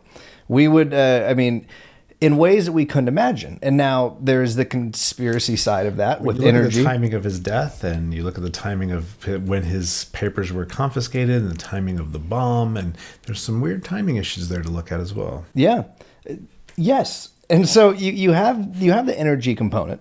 You have, let's say, the conspiracy of power of the world's 0.1%, the robber barons at the time, and the people, the industrial revolution and everything, like everyone in energy, like all the people who would stand to lose everything, or at least a lot of it, because of this, even though they could have invested in him and taken percentage of that, but still wouldn't have made up. I mean, it's trillions and trillions and trillions of dollars that they have made since then on this. You have that as an angle. Okay, so the suppression, it was suppressed to be able to, for money, for power, and ultimately, keeping people from, true independence, true freedom from those structures.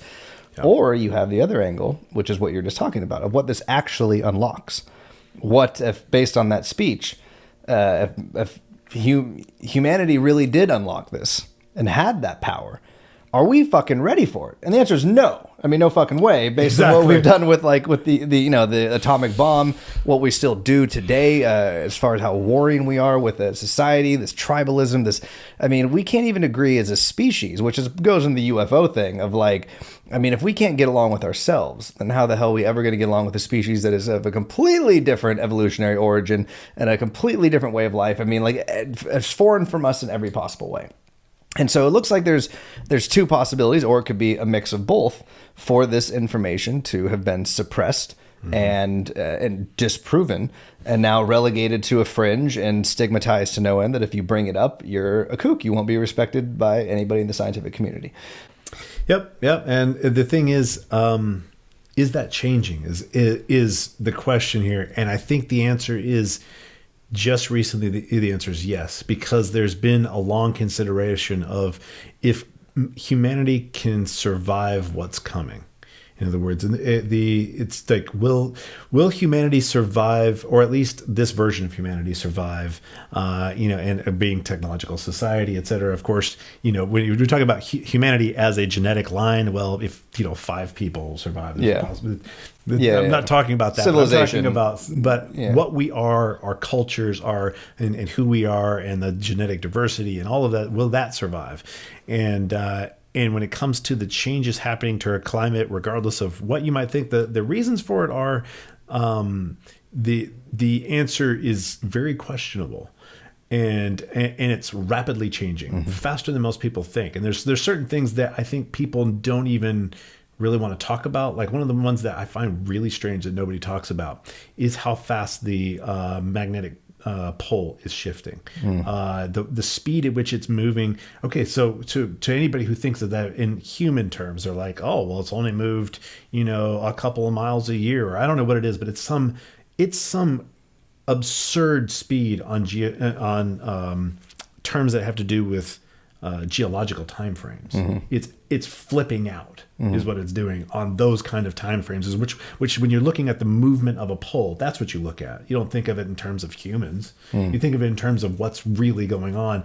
And our magnetic pole is flipping out. What's going to happen as that pole starts to shift is that the magnetic field starts becoming more complex, where there's these areas where we no longer will have protection from cosmic rays, and it'll just start being this weird set of places that are protected and places that are not.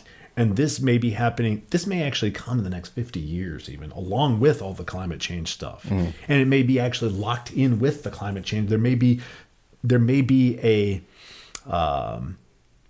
convergence of events that are happening, and perhaps even because they have some shared causal factors. I don't know, but there are indications that there may be some shared causal factors between all of these weird things. So the question of whether or not humanity is going to go forward, and is the risk worth the here's the thing that I'm trying to say, is that I think that there are a lot of people in high places that have been thinking about this, and whether or not the risk of moving forward is worth it, because we want to save everybody's kind of come to that, regardless what happens, maybe we need to take this risk of advancing technology a large amount. Maybe we need to take this risk because we have to be able to survive. Will we survive? Well, we were already at a point where we might not. So is it once you're at the point where there's a very good chance you're not going to survive, what's risk and what isn't starts to change a lot. And so we may be at that point where what's risk and what is not has changed. And so that we may be on the cusp of those people who have previously been part of suppression, who've been part of we're not ready for this. All right, well, yeah, we're not ready, but readiness or not, sometimes that's not even part of it anymore. It just made me think of something. Not to go off on a tangent, but why the fuck not? That's what we're here to do. Yeah.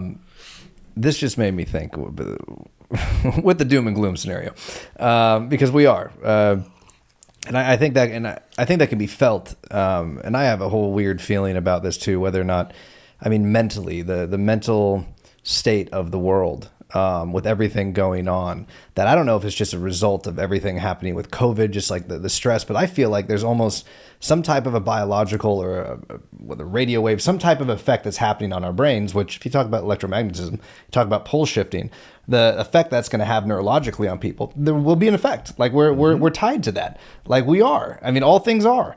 And so whether or not there is, any tie with that, but I was talking, with my girlfriend yesterday, a couple days ago, when just with everything going on, how crazy it is to be alive during this time. Because I never thought, growing up, I would ever be where I am today. Like where the world would ever be where the world is right now. The times we're living in are fucking terrifying. And it's crazy that we're alive during them. And what you were talking about the next, 50 years, pole shifts there's a lot that's going to happen with that geologically. Not just, with everything else you're talking about with, radiation and things coming in from the sun and that protective, shield no longer being there, what that would even mean for migration, what that would mean for politics. My mind was going all these different places. We all familiar with the whole population thinning, that's a lot of big conspiracies about what's going on with COVID and this whole depopulation agenda with the New World Order and everything to shrink the population down. And if, once again, the people at the very top have this information, they're the ones who suppress this information when it comes to things like this. If we're going to say this is a conspiracy, that all of, the ether and everything was suppressed, we know who did it. Yeah. That's obvious. And those people are still ruling the world.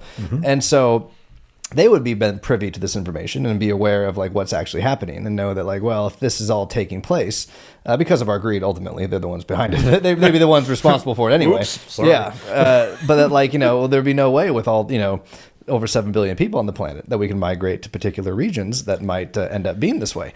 And so maybe the population is being thin for those type of reasons. This is more, we're just talking. We're not saying this is real. I hate thinking about those sorts of possibilities, but sometimes, Yeah, but it made me think, when you're talking about the next 50 years, we're in this dire state of how crazy is it that if that is the case, if we're at the end of civilization on this planet, unless we can drastically course correct and suddenly become noble, those people who control the world and unite for the greater good of humanity. Didn't mean to laugh at that. Well, it's hard not to. That we're facing an extinction level event. And how crazy is that? Because whenever I look back at history, and people like Randall Carlson, who's talked about, I think the past 125,000 years, there was roughly 11 extinction level events that took place on this planet. 11 reset buttons that have happened on society. And we know, or civilization, and we know that, now the oldest human that was found, I think, is 300,000 years old. And I'm sure even older than that, because we found tools, in Utah that are over 1 million years old, tools that were made over 1 million years ago showing, ingenuity, that we possess these abilities. As Graham Hancock always says, we're a civilization with amnesia. We have no idea what came before us, just like we were talking about before with civilizations and ancient wisdom that has been lost. But how crazy is it to think about all those civilizations that fell before us, that rose to levels that we don't even know today, talk about Atlantis if we want to, even go there, but even just like the Egyptians, the real Egyptians who created the pyramids during the time, like Göbekli Tepe, around the last Younger Dryas, these type of things, civilizations that were clearly there beforehand, because nobody was building these things when the earth was thawing from an ice age. It had to have been beforehand that they were built, and then, merely survived after, according to me. But how crazy is it to think about, because I've thought about these civilizations and what they were like on their last few years. And did they know it was coming? And did they reach a point that we have, which I think they did, but even in a far more holistic way? Like, there's some weird shit that happens during the Younger Dryas where there's like it's going out of control, then kind of stops for a little bit and then goes out of control again. There's it's almost as if something tried to intervene and failed, or there's some weird stuff going on there. Yeah, and so and I always wonder, because you look back, at how many of these civilizations were here that we have no memory of and no physical remnants, because the earth is just, nothing is permanent here. Like our society that we build today is going to be nothing. Like there'll be no remnants of it. It's all temporal. Like the pyramids, though, these things were erected deliberately to stand the test of time, to be a symbol. Almost like maybe they're meant to communicate something down through time. Yes, exactly. That's all. That's what Graham Hancock and John Anthony West and these guys say, is that this is meant for us to solve. Like this is meant for us, yeah. And there's some amazing shit about the pyramids that, they relate to ether physics, of course. Yeah, it's when it comes to, like the golden mean actually is one of those ones where people use it kind of superstitiously, but there's some specific stuff that I'm not going to get into, but that are related to. I believe atomic physics and understanding ether better. So that's the most I'm going to say about it. Interesting. But there are definitely some things communicated specifically by relationships between numbers. In other words, like the relationships between numbers mean something. Yeah. And the relationships communicated by the pyramids are... Oh, they mean something. Yeah. Yeah, they're pretty amazing. Yeah. But anyway, just the idea that if we are on this, that it's actually kind of cool, because obviously people could look at this in the morbid way of like, this is potentially we're facing the end of our civilization because of everything that's taking place, not just between our species, but like, with the climate change and pole shifts and everything therein. How fragile we are. Anyway, yes. Like anything could wipe us out at any second. Like, a real pandemic could wipe, has historically wiped us out, many times. And how interesting is that, though, in a way, like, hey, if we're the last, like, it's kind of crazy to be here at the end. Like, like to be like, because you wondered all the people who were at the end of past civilizations, the very end, they had to have known. Unless it was just a meteor crash that, like, wiped out the dinosaurs type thing, like, unless it was something like that. But even then, given what we've seen these ancient civilizations knew about astronomy, that like in planets, in Zeta Reticuli, that the Dogon tribe and these things, that like, how did you know any of this? Like, so were they aware? And like, not to say that we can't save things, not to say that, it's too late. It's definitely possible. But if not, it's, I think it's kind of cool in a way. Yeah, that's why I'm writing this book. That's why I'm doing these things, because I believe in mankind's future. I refuse to. I will always rage against the dying of the light. Yes, and it's like that's I'm not gonna. Yeah, exactly. I'm not gonna just complacently not do what I can. And I feel like that's I don't know. I feel like there's a lot of people who have that same spirit in them, that they refuse to just let things fall apart, that they want to bring us to the next place that we can be, instead of just falling back down into something lesser again. Well, that is why we are here right now, having this conversation, is that same belief. And I think it's, there's 20% of people who maybe are like that, and it's just up to us to wake up the other 80, or at least the people who pull the strings that the other 80 listen to, and that means we have to be able to, here's the thing that I've been dealing with that's really weird, is the thought that we have to be able to be tolerant with everyone, including those people who we see as the villains at the top. Mm-hmm. Somehow or another, we have to work with them too. And because, they do have the power, but maybe the reason why things have gone wrong, maybe it was just I don't know.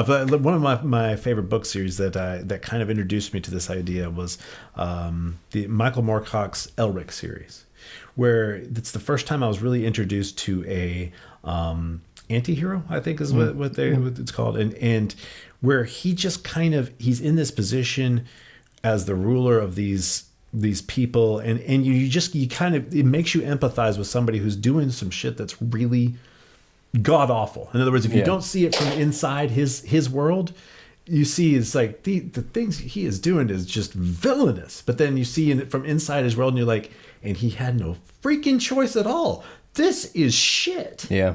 And so maybe there is a point at which we can see that maybe they ended up in that place and could be taken out of that place. In other words, they've made decisions that were the only decisions they felt like they could make. Yeah. Maybe we can have some ability to reintegrate those people who are hyper powerful, who are pulling the strings, who are lying to us. Maybe there's a way in which we can find tolerance and bring it back to love, even with those people that we see as villainous. Yeah. And maybe that's the only way we can actually move forward. I don't know. This is just a thought that's occurred to me. Well, I agree. I mean, for one, heavy is the head that wears the crown. I mean, the choices that people who live their normal day-to-day life don't have to make those choices. They don't have to, make decisions that impact everybody and be held accountable. But I think that's more in a power structure that maybe is anointed versus one that is, taken the way that this has been. Yeah. But also, just remembering that we're all, and I tried it, especially when I read books like, Jim Marr's Rule by Secrecy, which is a great book, which really just dives into the secret societies, for thousands of years and the lineage of them and who's involved, like just the facts. Yeah. Is that, we're all capable of absolute positive, amazing things and negative, atrocious things. Like it lies within all of us. Mm-hmm. And it's merely circumstance that really dictates what that's going to be. Like who raised you, what happened to you as a child, because being an actor, I've played a lot of villains the past 6-7 years for whatever reason. And they're the most enjoyable characters to play because they're the most challenging. Mm-hmm. But no bad guy is ever a bad guy. They're not like waking up doing something like, I'm bad, so I'm doing this. Yeah, they're justified to no end for what they're doing. Granted, their justification may be absurd to a different person. And maybe they've broken their own mind trying to justify things. Yeah. In which case now they're doing bad things almost as an innocent, but as a negligent one. Yeah. In other words, they didn't fix their own minds, and so now the bad things they do are out of negligence, not even purposeful thought. Yeah, it's real though. Yeah. And understanding that, because we have to always have compassion and empathy for our fellow brothers and sisters, period, especially those that we don't agree with or those who would be at the top holding, particular power. Because once again, if you were a part of a family that has been for hundreds of years, like a Rothschild, if you will, or someone like that that's had all this power and money and influence, is privy to knowledge and information, privy to a macro picture of all things, and understands controlling and seeing how society operates, how people are in general. Yeah. You would then, after lineages of that, like after generations and generations of that information being passed down, would just be like, no one else is fit but me. Like, I mean, we have you don't know anything. That. Right, exactly. Yeah. It's just like, no, you're just privy to. Yeah, you're just privy to information. But that's the thing. In their mind, no, well, anybody could do it if they had the same information, if they had the same knowledge and yeah. And so there's difficulties like that where it's just a it's a whole lot to overcome. I know, and I told you it was going to be a slight tangent, so I apologize. No, I love it. Can we take a short break though? Because I'd like to.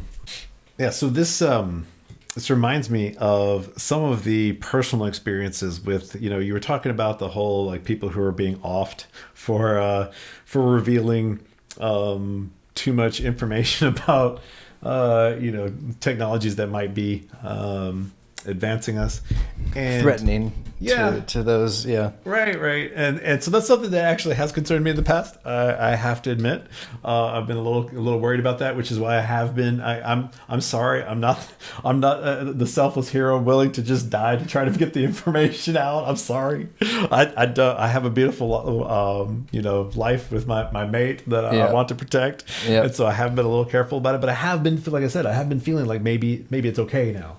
It's like, and so there has been a thing of me feeling like it might be okay. But to give you a little background on some of my own personal experiences, so right around the time I was doing a lot of research on this specific topic, it gets into the functioning of ring laser gyroscopes. So this is a part of technology that's used in all of our guidance weaponry.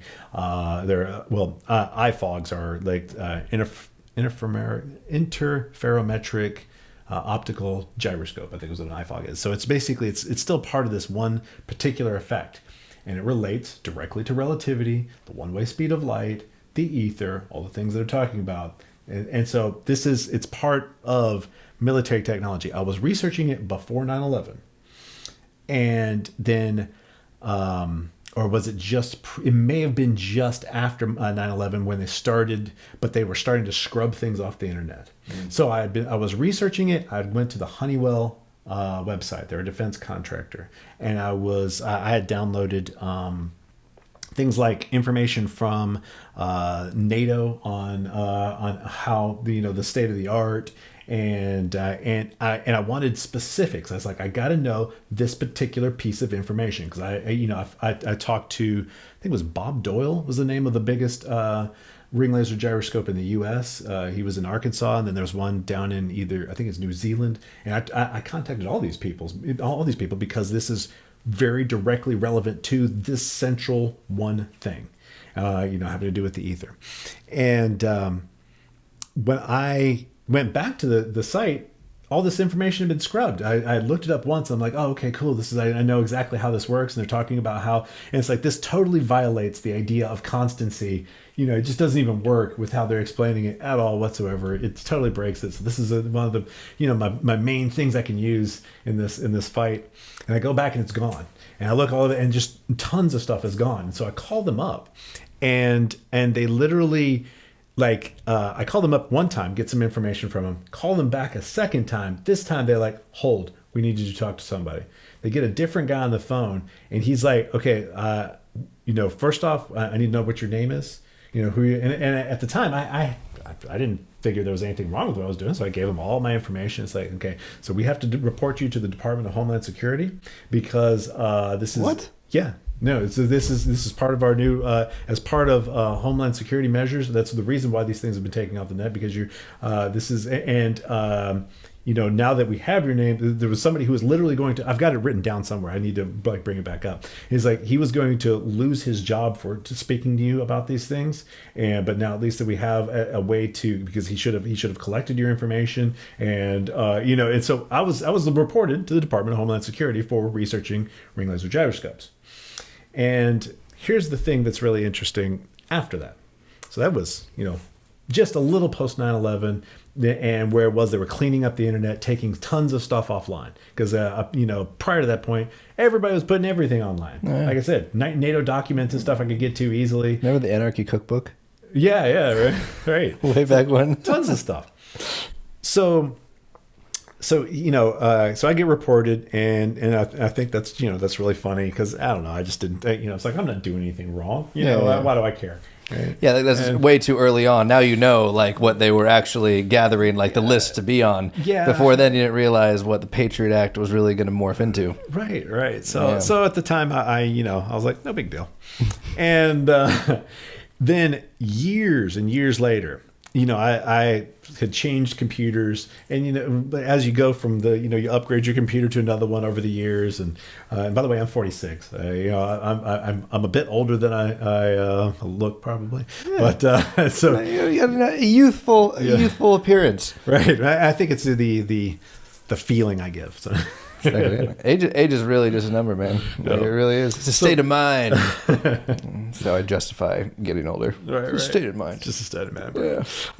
So the thing is, it was years later, and this document I had forgotten I even had on my computer was like layers of hidden in a in a backup of a backup of like that was 3 computers ago, and I just haven't been looking at my backups in forever. And one day I'm I'm doing my normal stuff, but I kind of moved on from that a little bit. But one day I'm sitting on my computer, I touch nothing. And this is at a point at which a friend of mine, he's being threatened with 30 years in prison for just growing mushrooms.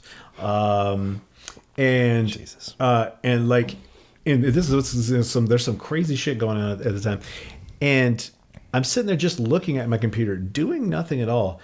And that NATO document from deep in my archives that I have not accessed in, like 6 or 7 years, pops up on my screen, open, and that was like, that was kind of like a message. It is because I was like, am I not supposed to have this? This is a NATO document that I know has been removed from the net. I kept it. And it's like, am I going to be in trouble for this? And that was one of the first times I'm like, whoa, maybe I need to chill a little bit. That was one of those ones where it was a little scary, because that absolutely, undeniably, because I had not accessed that document in forever. There was nowhere in my documents list. There's no way to easily get to it, to open it. There's no, it hadn't even been opened since it had been copied as part of backups to that machine. And yet it just opens out of nowhere without me touching anything. I'm sorry, that's absolutely, unequivocally, someone has hacked into your machine and opened it in your face on purpose. For sure. That was a message. Right. Yeah. And so I was like, whoa, okay, that's the first time I've ever had anything weird like that happen. And so I kind of left it alone for a little while. It actually kind of put me off because, with my best friend, he eventually, the stress of it made, even though his father worked in the same environment, doing stuff with, what's it called? Mesothelioma comes from asbestos. They were working in the same thing. His father didn't die from asbestos, but he did because of all the stress of this stuff. And so, basically they killed him through just attacking him because he wanted to treat his depression with psilocybin. And he wasn't even, he definitely was not selling it to anyone or anything, but they came into his house under false pretenses. And like I said, threatened him with 30 years for growing his own mushrooms. 30 years was the threat. So yeah, so crazy. And so this is all happening at the same time. Like, maybe I just do not want to fuck with whoever it is that is fucking with my friends. And that was scary. So you're all connected at that point anyway, because you're already on a list after that phone call, right? And if they're they know who your friends are, they're monitoring everything. And if this guy was already on a list and you're connected to that, like it's even more not looking good. Right. Yeah. So I kind of backed away a little bit for a while, but and I could just kind of throw myself into the neuroscience stuff more than anything. And but the funny thing is, so then with the neuroscience and all this research, I kind of had renewed interest, and and I wasn't I'm not doing anything illegal. I'm just I try to play fair. I'm not trying to do things the right way, but and so I ended up picking the research back up, and that led me to Berkeley at this conference. And at that conference, I met it was a conference on consciousness, and at that place, I actually met some people that told me after I gave a presentation there, because they some of the people liked my work, and that's what I was telling you. That's how I met Walter Freeman, and they said, no, you understand, the CIA is here and they are listening, and one of the things that they said specifically is, you're fine, you can talk, don't build anything. That was so weird to me, because I almost like didn't believe. It's like, are you fucking with me? Are you? But it's like, you can talk about it, don't build anything. And somebody told me that here, I'm like, for real? It's like, are you fucking with me? Is that what's going on here? But then I come to find out, later on, as I told you, one of the major people now that's kind of in the background that a lot of people don't know about, that's part of the UFO stuff. He does a lot of the he does videos on the physics of UFOs, is Jack Sarfati, and he is admittedly CIA, And so there are definitely people watching this sort of thing very closely. Oh, for sure. And you know, and so, but like I said, I'm trying to not get in any trouble. I'm trying to do things, and the fact that I haven't gotten any real trouble as far as I've gone so far tells me that I think I'm in the clear. You'll know when you're not. Yeah, I think I will. Yeah.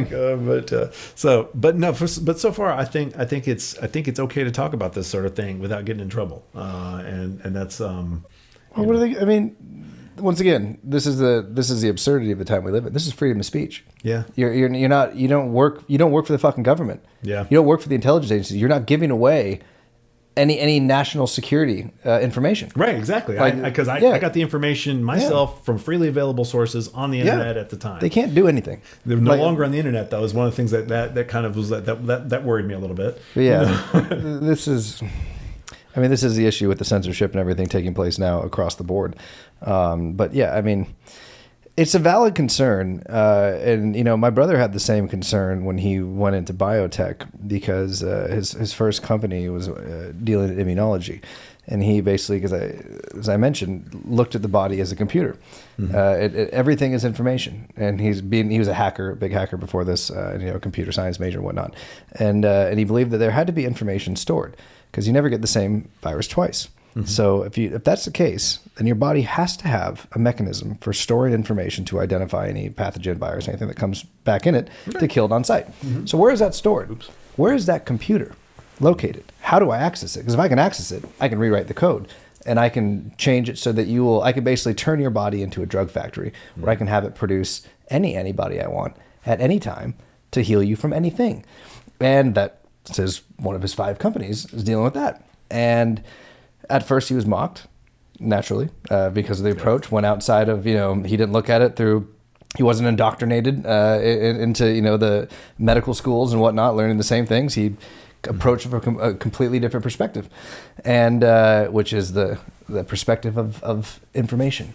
Yeah. The perspective of language in that regard. And we always worried, and he did early on, because similar to what Tesla is doing, what he's doing is threatening all of big pharma, trillions of dollars.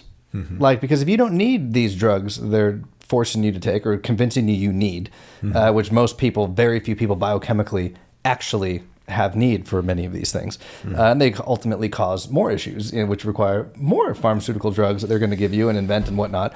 But if you can eliminate that, same way with Tesla and energy, where everybody has access to it, infinite free energy, and you can do the same thing with, you don't need another drug again. I can just program your body to do it, and it will do it.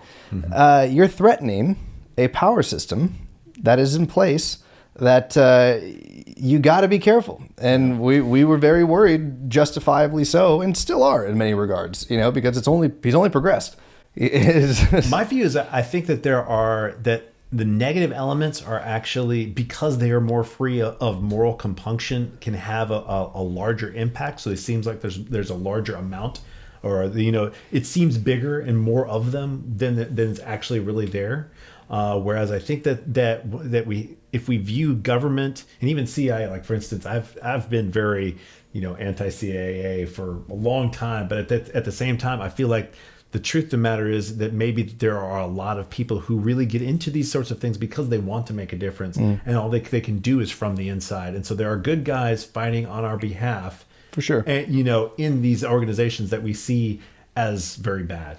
Yeah. And I think that without them in there, and understanding that there are these people fighting for good things within these organizations that, by and large, a lot of times really are bad. I mean, it's well, they definitely don't have the will of the people. But if they didn't have these people in there fighting on our behalf, that it would be a lot worse. Yeah, and I think that's a significant possibility, and I choose to see that. I think that's how things typically end up, in any kind of large organization, is that you have a lot of people who are really well-meaning and trying their best within the structures that they can, and then there are the assholes who don't give a shit, who are capable of going around things and doing things, shortcutting things, and to accomplish their more nefarious ends more easily because they don't care. Yeah. And so, I've heard similar things, and I can't reference this, so you'll just take it at, I guess, what I'm saying, and in my opinion, and from things I've heard, is that the people who rule the world, whether in the private sector or the public sector, who rise to the highest positions, are all by definition psychopaths. Because people who have empathy, people who have compassion and care about their fellow brothers and sisters, like care about the planet, who have that part of them, like you're saying, a lot of people who go into these things to do good, who genuinely, want a greater good done, they don't make it to the top. Yeah. The people who are at the top are the ones who are sociopathic or psychotic in nature because they have no problem killing people, destroying the planet, doing whatever needs to be done to get more money, get more power, get more control. Yeah. And it takes only a person who's wired that way, who's able to turn off that part of their brain, or maybe that part of their brain is just not on. The empathy, compassion, component to it is just not there. And it's a really interesting thing. I don't know if there's a study done about it, but I know I saw some lady who wrote some books about it, and she said there was when she put the one about people in control being psychopaths, like by clinical definition, that was one time there was a attempts made on her life and her family's life and things like that, because there's outside of, once again, there could be puppets, right? There could be politicians who are just charismatic, smooth talkers but they're not in control. Presidents aren't in control. They're merely renting the White House for 4 years and 8 years if they're playing ball. But it's the people above them who are dictating legislation. It's those lobbyists. It's those people who ultimately fund all of this stuff. I thought it was interesting, and I don't know if it's scientifically proven or how much there is actually to that, but it stands to reason if you think about it, because what it takes to do that, I don't know if I'm capable of, because I care about people. I know. I care about people. I think what it is people can fall into justifications and compartmentalizing their own mind, and still, here's the thing, I've seen some really shitty people who I got to know so well that I understood it wasn't sociopathy. It was them making excuses and building upon excuses. And people can actually make it where they don't even remember reality properly because they make the excuses so much and lie so much to others and get so much into their own lies that they alter their own memories. And so their whole view of reality ends up being skewed. And so they're they're almost like this innocent, trapped by a subconscious that constructed a false reality. And so I've seen that. And so it's like, what do you do? Here's the thing. When you see somebody doing really horrible shit and you know that inside they're kind of an innocent, knowing that is kind of a burden, because you're like, you want to be angry at them. You want to be like, you're a piece of shit. Yeah. And then you see inside and you're like, whoa, but they don't even really know what they're doing. Yeah. And it's like they fooled themselves. They really fooled themselves. They actually did it. Yeah. And seeing that happen, because I've seen that happen. That's. I think there may be something beyond sociopathy. I think there may be that. I think that happens a lot. And so there may be kind of excuse making and a lack of respect for truth. Yeah. There was a lack of respect for and willingness to sacrifice and pay the pain that following truth, because truth is a painful path. People will punish you and punish you and punish you for respecting the truth. Yeah. And so I think that is I think that's the issue, and that there's so many people who they just couldn't handle the pain of following a path of truth in their life, and it kind of sent them off in a course. Yeah, it could just be also just the fragility of ego and story.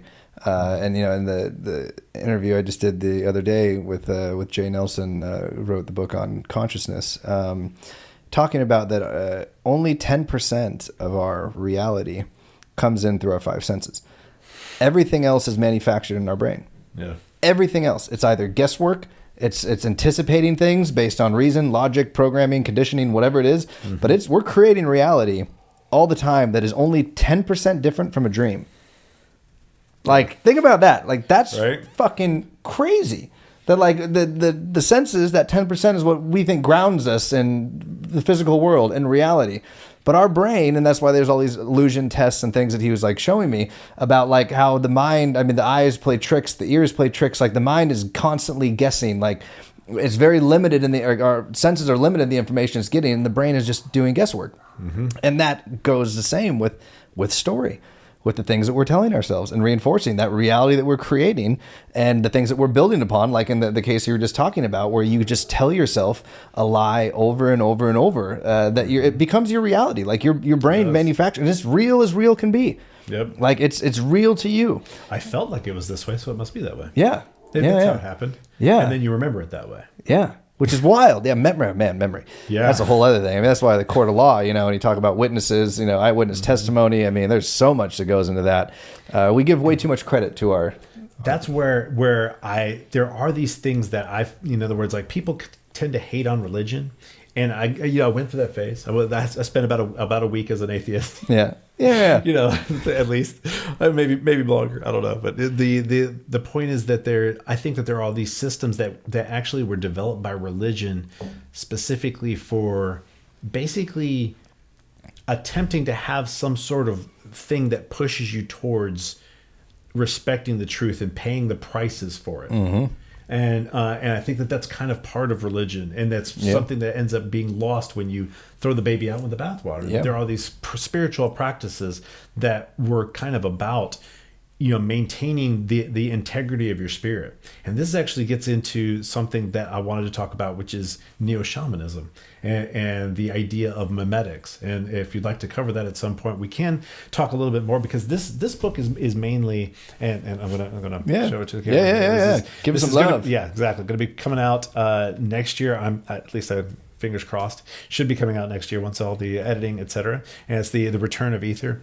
It's going to be mainly about this story of how the Aether relates to all these various things. But eventually, after I finish this book, I wanted to write my second book that I already have planned. I've done a lot of research and things like that for it. It's called the Rock and the River, and it's about consciousness and really going down that path and looking at how all of these things relate to that. So it's a good idea then. What's that? As a little segue, we can get to UFO stuff at the end. We're on consciousness now, and I think this is a good time to talk about it. Because I was actually thinking, while taking a leak, and looking at the shirt I was wearing, and obviously growing up a huge Star Wars. I mean, Star Wars was probably one of the most impactful, influential movies ever to me as a child, for a myriad of reasons. But the thing that's crazy about Star Wars is the Force. And I couldn't help but thinking, I was like, I'm going to talk to him about the correlation between the Aether and the Force. Because if you look at the way that Kenobi and Yoda describe the Force, I mean, it is so spot on to reality. Yeah. So philosophically accurate in so many ways, and spiritually accurate, and even like at a quantum level. And I mean, how do you get there, right? Yeah, it's mind blowing. So I was curious, and then we can dive into consciousness from here, because this is a great jumping off point. What do you think about the Aether possibly being the inspiration for something like the Force, or how closely do you think they line up? I believe that it's a really fun idea, and that answers that. Right. Well, here's the thing. I try to stay as conservative as possible about these things, because the possibilities are so outrageous. The possibilities that you could go into are so incredible that I try to keep it back.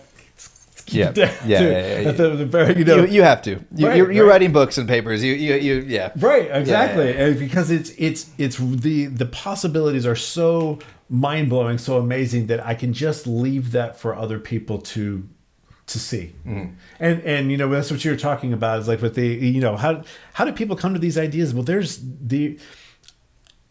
if let's say, for instance, that the universe is a giant mind. Well, then let's look at it like we look at our own brain. We've got these components, like there's the Wernicke's and Broca's area, and one area takes care of interpreting speech, and one takes care of producing it. And you could have a lesion on the part of your brain that makes it where you cannot produce speech, and you could just, like, somebody could just go in, cut that part, and right now, and you'd be able to understand everything I'm saying and just be like, Don't know how to talk. It's just gone. Yeah. I can understand everything you're saying, understand it just fine, yet cannot produce speech. And this has happened with people who've had like cancer or things like that. So the reason why we've been able to see it. So we ourselves are bunches of components that come together in a certain way. In other words, what we think of as this consciousness it's a gestalt. It's just like if I were to take an engine and, if I could just remove one of the parts, well, the engine stops working. Or if the timing gets off on it, it screws it up. So you have to have, the engine is not just a pile of parts, because if I give you a pile of parts, if I given you an engine, would anybody be happy with me, selling them a car that's just the car parts? The engine requires an association between things that is capable of doing something more than the individual parts are. It's the structure of things. So seeing that is kind of part of what makes our hive mind work. In other words, our own mind, seeing our own mind is like a hive mind, because there are interesting things that I like to talk about where you can take an army ant and put it on a table and it just like go in circles, but then you put them within their group, and through the various pheromones and things like that, they end up doing complex search algorithms where they go out a random direction and to go in 15-degree increments. They check a whole area, and then they found that like the military started using this methodology for finding resources, and the way the intelligent things that they do, where it's like, when the water is not very deep, well, they'll just pile over each other and some will die and they'll just go across it. But if it's very deep, they can go up and clip the leaves and ride over on little boats. And there's these various intelligent things that happen through hive mechanics that basically happen because of the association of things. So if we see our own brains as this hive of individual neurons working together, and then those having groups, and those groups working together, and then don't stop at the edge of your head, but start looking at all of society as part of this functioning thing. And then so it has another layer. And then above that, perhaps there is the connections when you look at the way in which the magnetic poles of the sun feed directly into the magnetic poles of the earth, and all of these things, perhaps they also play some role in this information system that then connects out to the galaxy, and then the galaxy connects out to other things, and you have this huge single mind, but with layers and layers and layers that go all the way down and keep going down. That would kind of go to the notion, which a lot of people have, and I think I subscribe to as well to a degree, that we're ultimately all an expression of that God source. We're all experiencing this once as a part of that. Like, it's ultimately feeding that ultimate consciousness, that ultimate knowledge, and that we're all the experiences of that. We are God in that regard. We are a part of that, same thing, and therefore we are God experiencing this. Like in each individual thing, feeding that greater knowledge, that greater infinite intelligence. And even if you're just God's pinky, to say I am God, it's like if I touch you on your pinky, you say, yeah, you touched me. Yeah. And it's like, no, you just touched my pinky. Well, is that division really? Which is echoed in religion too. Yeah. And it's funny, you talked about that earlier. Like I think people who, not everybody, obviously a lot of people, are raised religious and stay religious, but there are people, depending on how authoritative that might have been or whatever the case may be. Obviously we're all unique souls on our own journey anyway, doing our own thing here. So, people are going to do what they're going to do no matter what their upbringing. If you have a calling, if you have a purpose type thing, like if you're wired a particular way, it really doesn't matter what that is. You're gonna I think end up ultimately pursuing it to a degree, but that impressioning, those imprinting and things like that definitely affect you. But where there was a departure from it, and then it was after that, it was almost like the rebellion. And now after a long period of time of researching and searching every other possible explanation, whether it's from different religions, wisdom teachers, science, into ufology, quantum physics, all these other things, part of me arrives back at a lot of these truths, like just a different understanding of what was being conveyed that mankind has corrupted and used for, bad things, whether to wage war, suppress people, keep the poor poor, and the rich rich, all these things that, religion has been used to do. But that does not negate the fundamental, profound truths that lie in there, that these things have been passed down for thousands of years, deliberately so. And I think we've just lost connection with what these messages actually were, what they were actually describing and saying. But the truths are nonetheless... Baby and bathwater, always. Man, that's one of the things I've been saying so much recently, because we're constantly either drinking down every bit of the bathwater because there's a baby in it, or we're tossing the baby out with the bathwater. We're doing one or the other, just never anything in between. That's like the human condition right there. It's like, oh, there's a baby in it, so I got to drink an ocean of bathwater. Yeah. It's like the pendulum. Like, it's just like everything in society. Like, we can't course correct back to the fucking middle to save our lives. We go from one extreme to the fucking opposite extreme. And it's like, no, we didn't need to go, like, just cause a whole other fucking slew of problems. Just like, we needed to be here, right in the middle. Can't we just go there? Like, why whoosh? And now it's going to cause the same thing, a whole different slew of problems that are and a different rebellion that's going to come. Like, and it's going to swing back the other. It's like, don't you see the patterns? Like, those who don't learn from history are doomed to repeat it. Like, we've seen this over and over again. Like, why are we incapable as a species of learning these things? I don't get that. Like, and I don't think that we're incapable of it. I do think that they're just people who dictate this, and I love the idea of the sin nature seen as just simply a mismatch of our instincts with the progression of technology. In other words, like that it just happened too fast. In other words, where our instincts were kind of designed. I won't say necessarily designed, because let's not get into that, but they were tuned by reality in whatever way reality does that, which is, through evolutionary pressures, etc. And then the environment changed super rapidly, so that our instincts no longer work. And instincts have all these different behaviors and things that are very complex systems, that are very touchy, and they're supposed to work a certain way, and then now we're just not in that world anymore.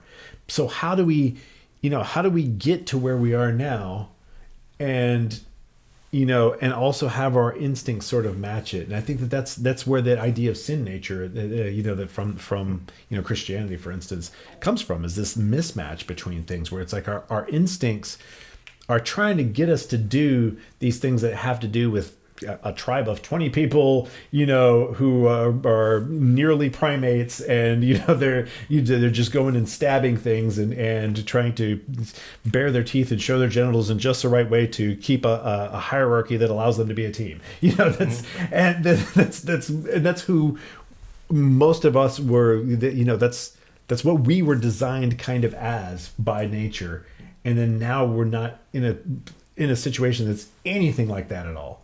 And so if that's true, then we still have those things back there, but we're so adaptive, we're so malleable, we can make it here, and do what we're doing now. But it's just, we get a lot of trouble from that pre-programming crap. We got a lot of pre-programming still trying to tell us to do these monkey mind things. I think that's a part of what makes the human experience unique. And possibly what, these paths to enlightenment and these wisdom teachers, these ascended masters, whatever you want to call them, or gods, were essentially trying to teach humankind in a way, was this mastery over the body. Like we're this intelligence, this consciousness occupying a carbon-based meat suit that is pre-programmed with all sorts of biological predispositions, urges, things that like make us, not far off from the animals in many ways. And if we give in to those desires constantly, if we have no self-control, if we have no willpower, it can lead to very bad things. It can lead to destruction. And realizing that we are so much more than this, that this is not us, gives that control ultimately. It's a freeing from being enslaved by the body itself. But here's the thing.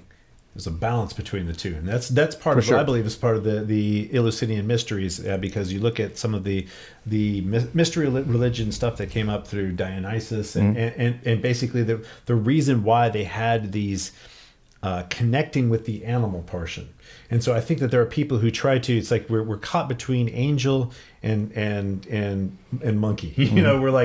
We're half of each. But whenever you have these people who fight so hard against their primitive self that they deny it and deny its existence, then it tends to, if you've noticed, those people, those are the ones where it rebels the most. You notice that? Where it goes, no, fuck you. Yeah. No, it's like, you. This is the thing that you really, really don't want to do? Yeah.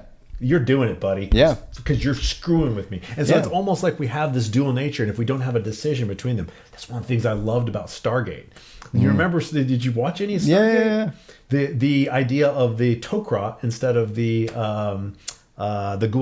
The Goa'uld would come in, they'd take over the body and suppress the being that was there so much that it was almost not experiencing, but it was trapped in horror. And then the Tok'ra were the ones who they'd actually share the body as this other, and they were actually talking about these concepts of how we deal with that part of ourselves. And I think that it's kind of, that's part of what these various mystery religions have been.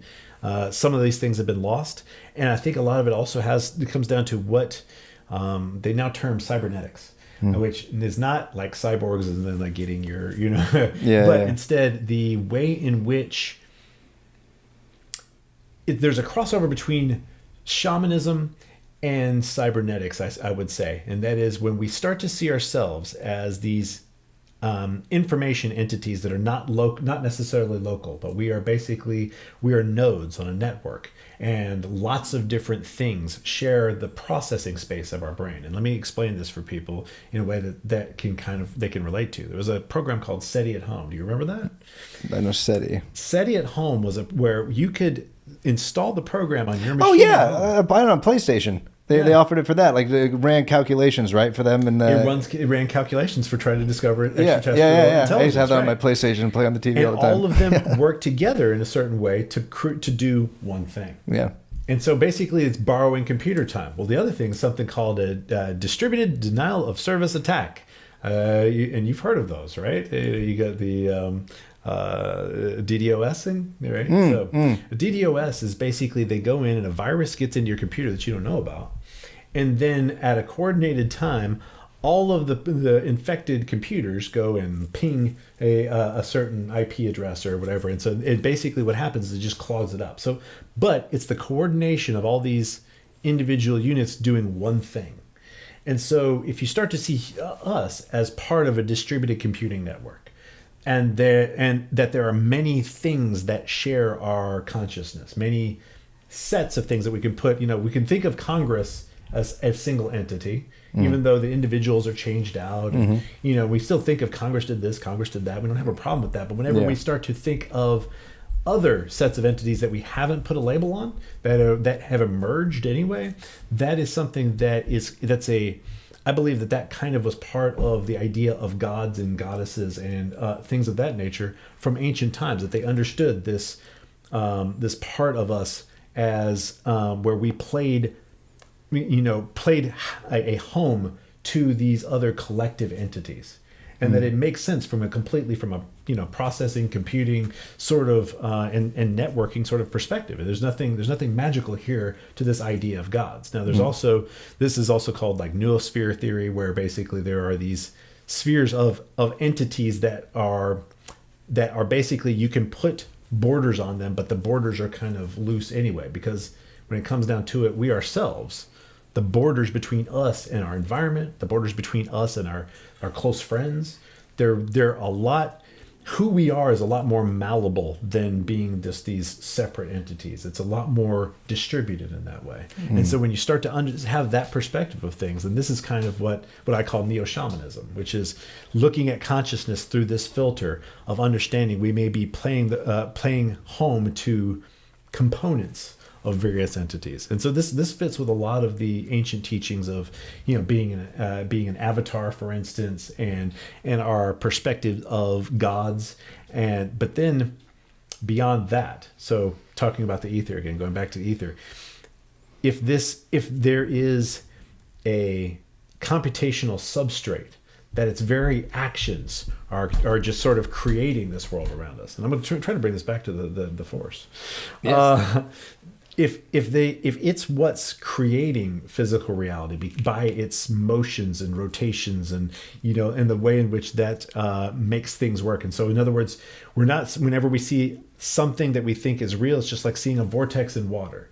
Is the vortex the thing, or is the water the thing? Just because it's clear, we end up focusing on the vortex, but the water is the thing that's happening. That's what's happening. And so when we see ourselves and all of reality in this way, this is a way of seeing us as the thing that God is doing, the thing that all of these spirits that are a lower level of God, in other words, like God being up at this huge level and being made of components of components of components of components of components, and we're just down here at a very, very small level. Then perhaps the way in which the thoughts of God kind of are carried out is in this physical manifestation that is just like there's something physically happening on that computer over there when I'm playing a video game. Playing a game.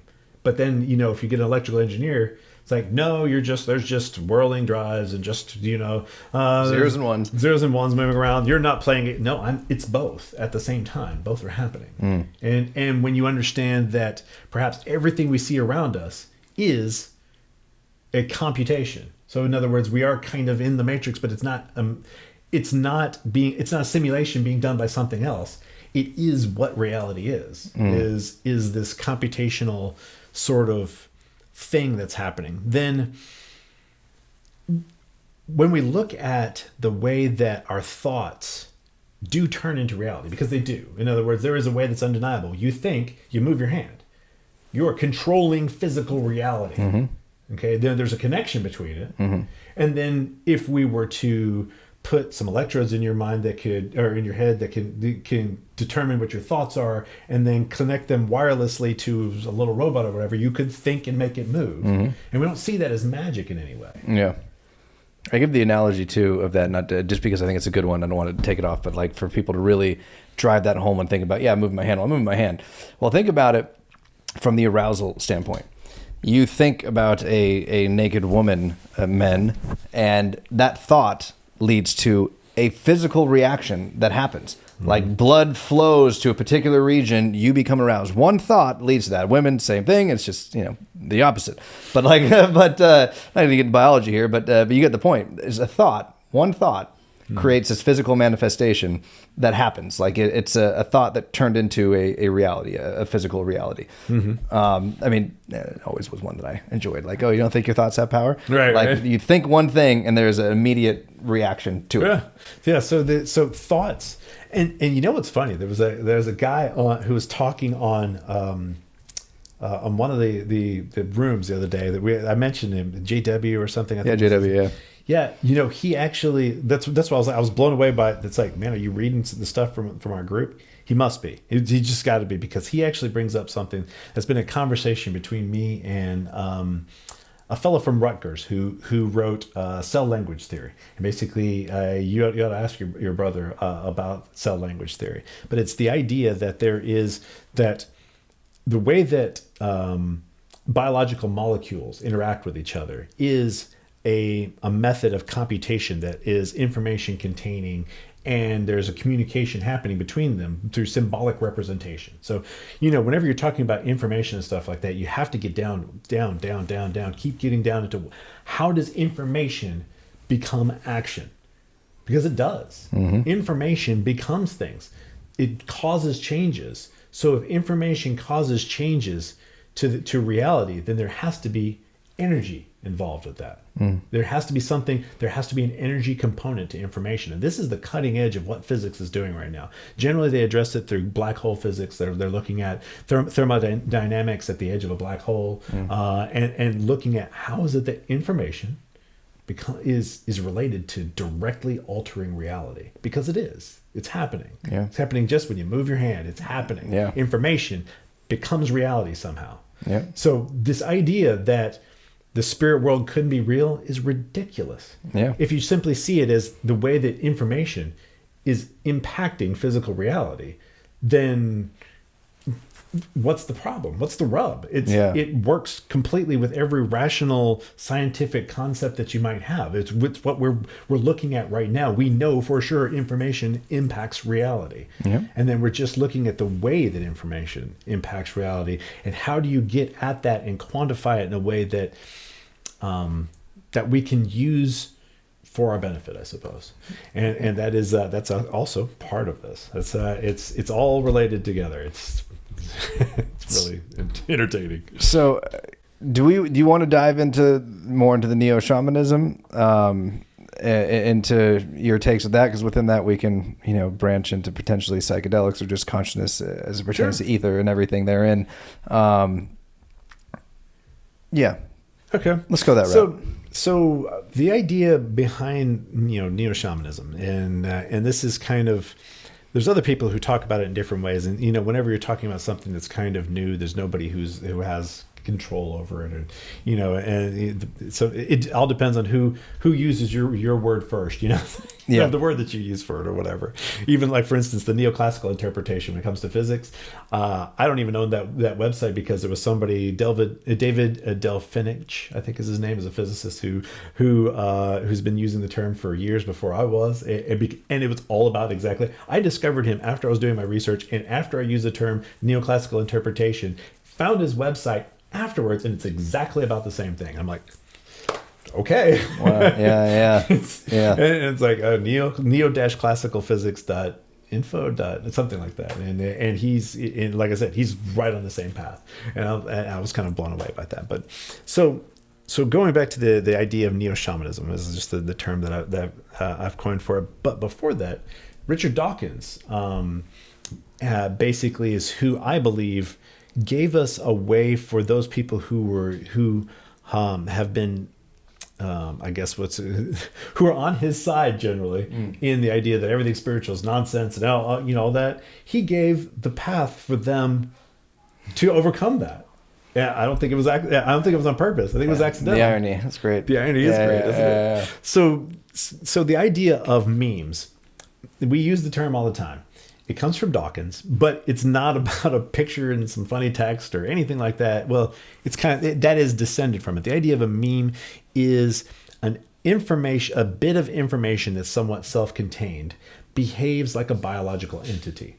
And that is, we find that they reproduce, they mutate, and there's like species of them, and then they aggregate into complex systems, and then those have competition, and there's all these different things that happen in biology that we see happening in ideas. And if you look closely and watch everything that's happening in the world around you from this perspective, it makes perfect sense.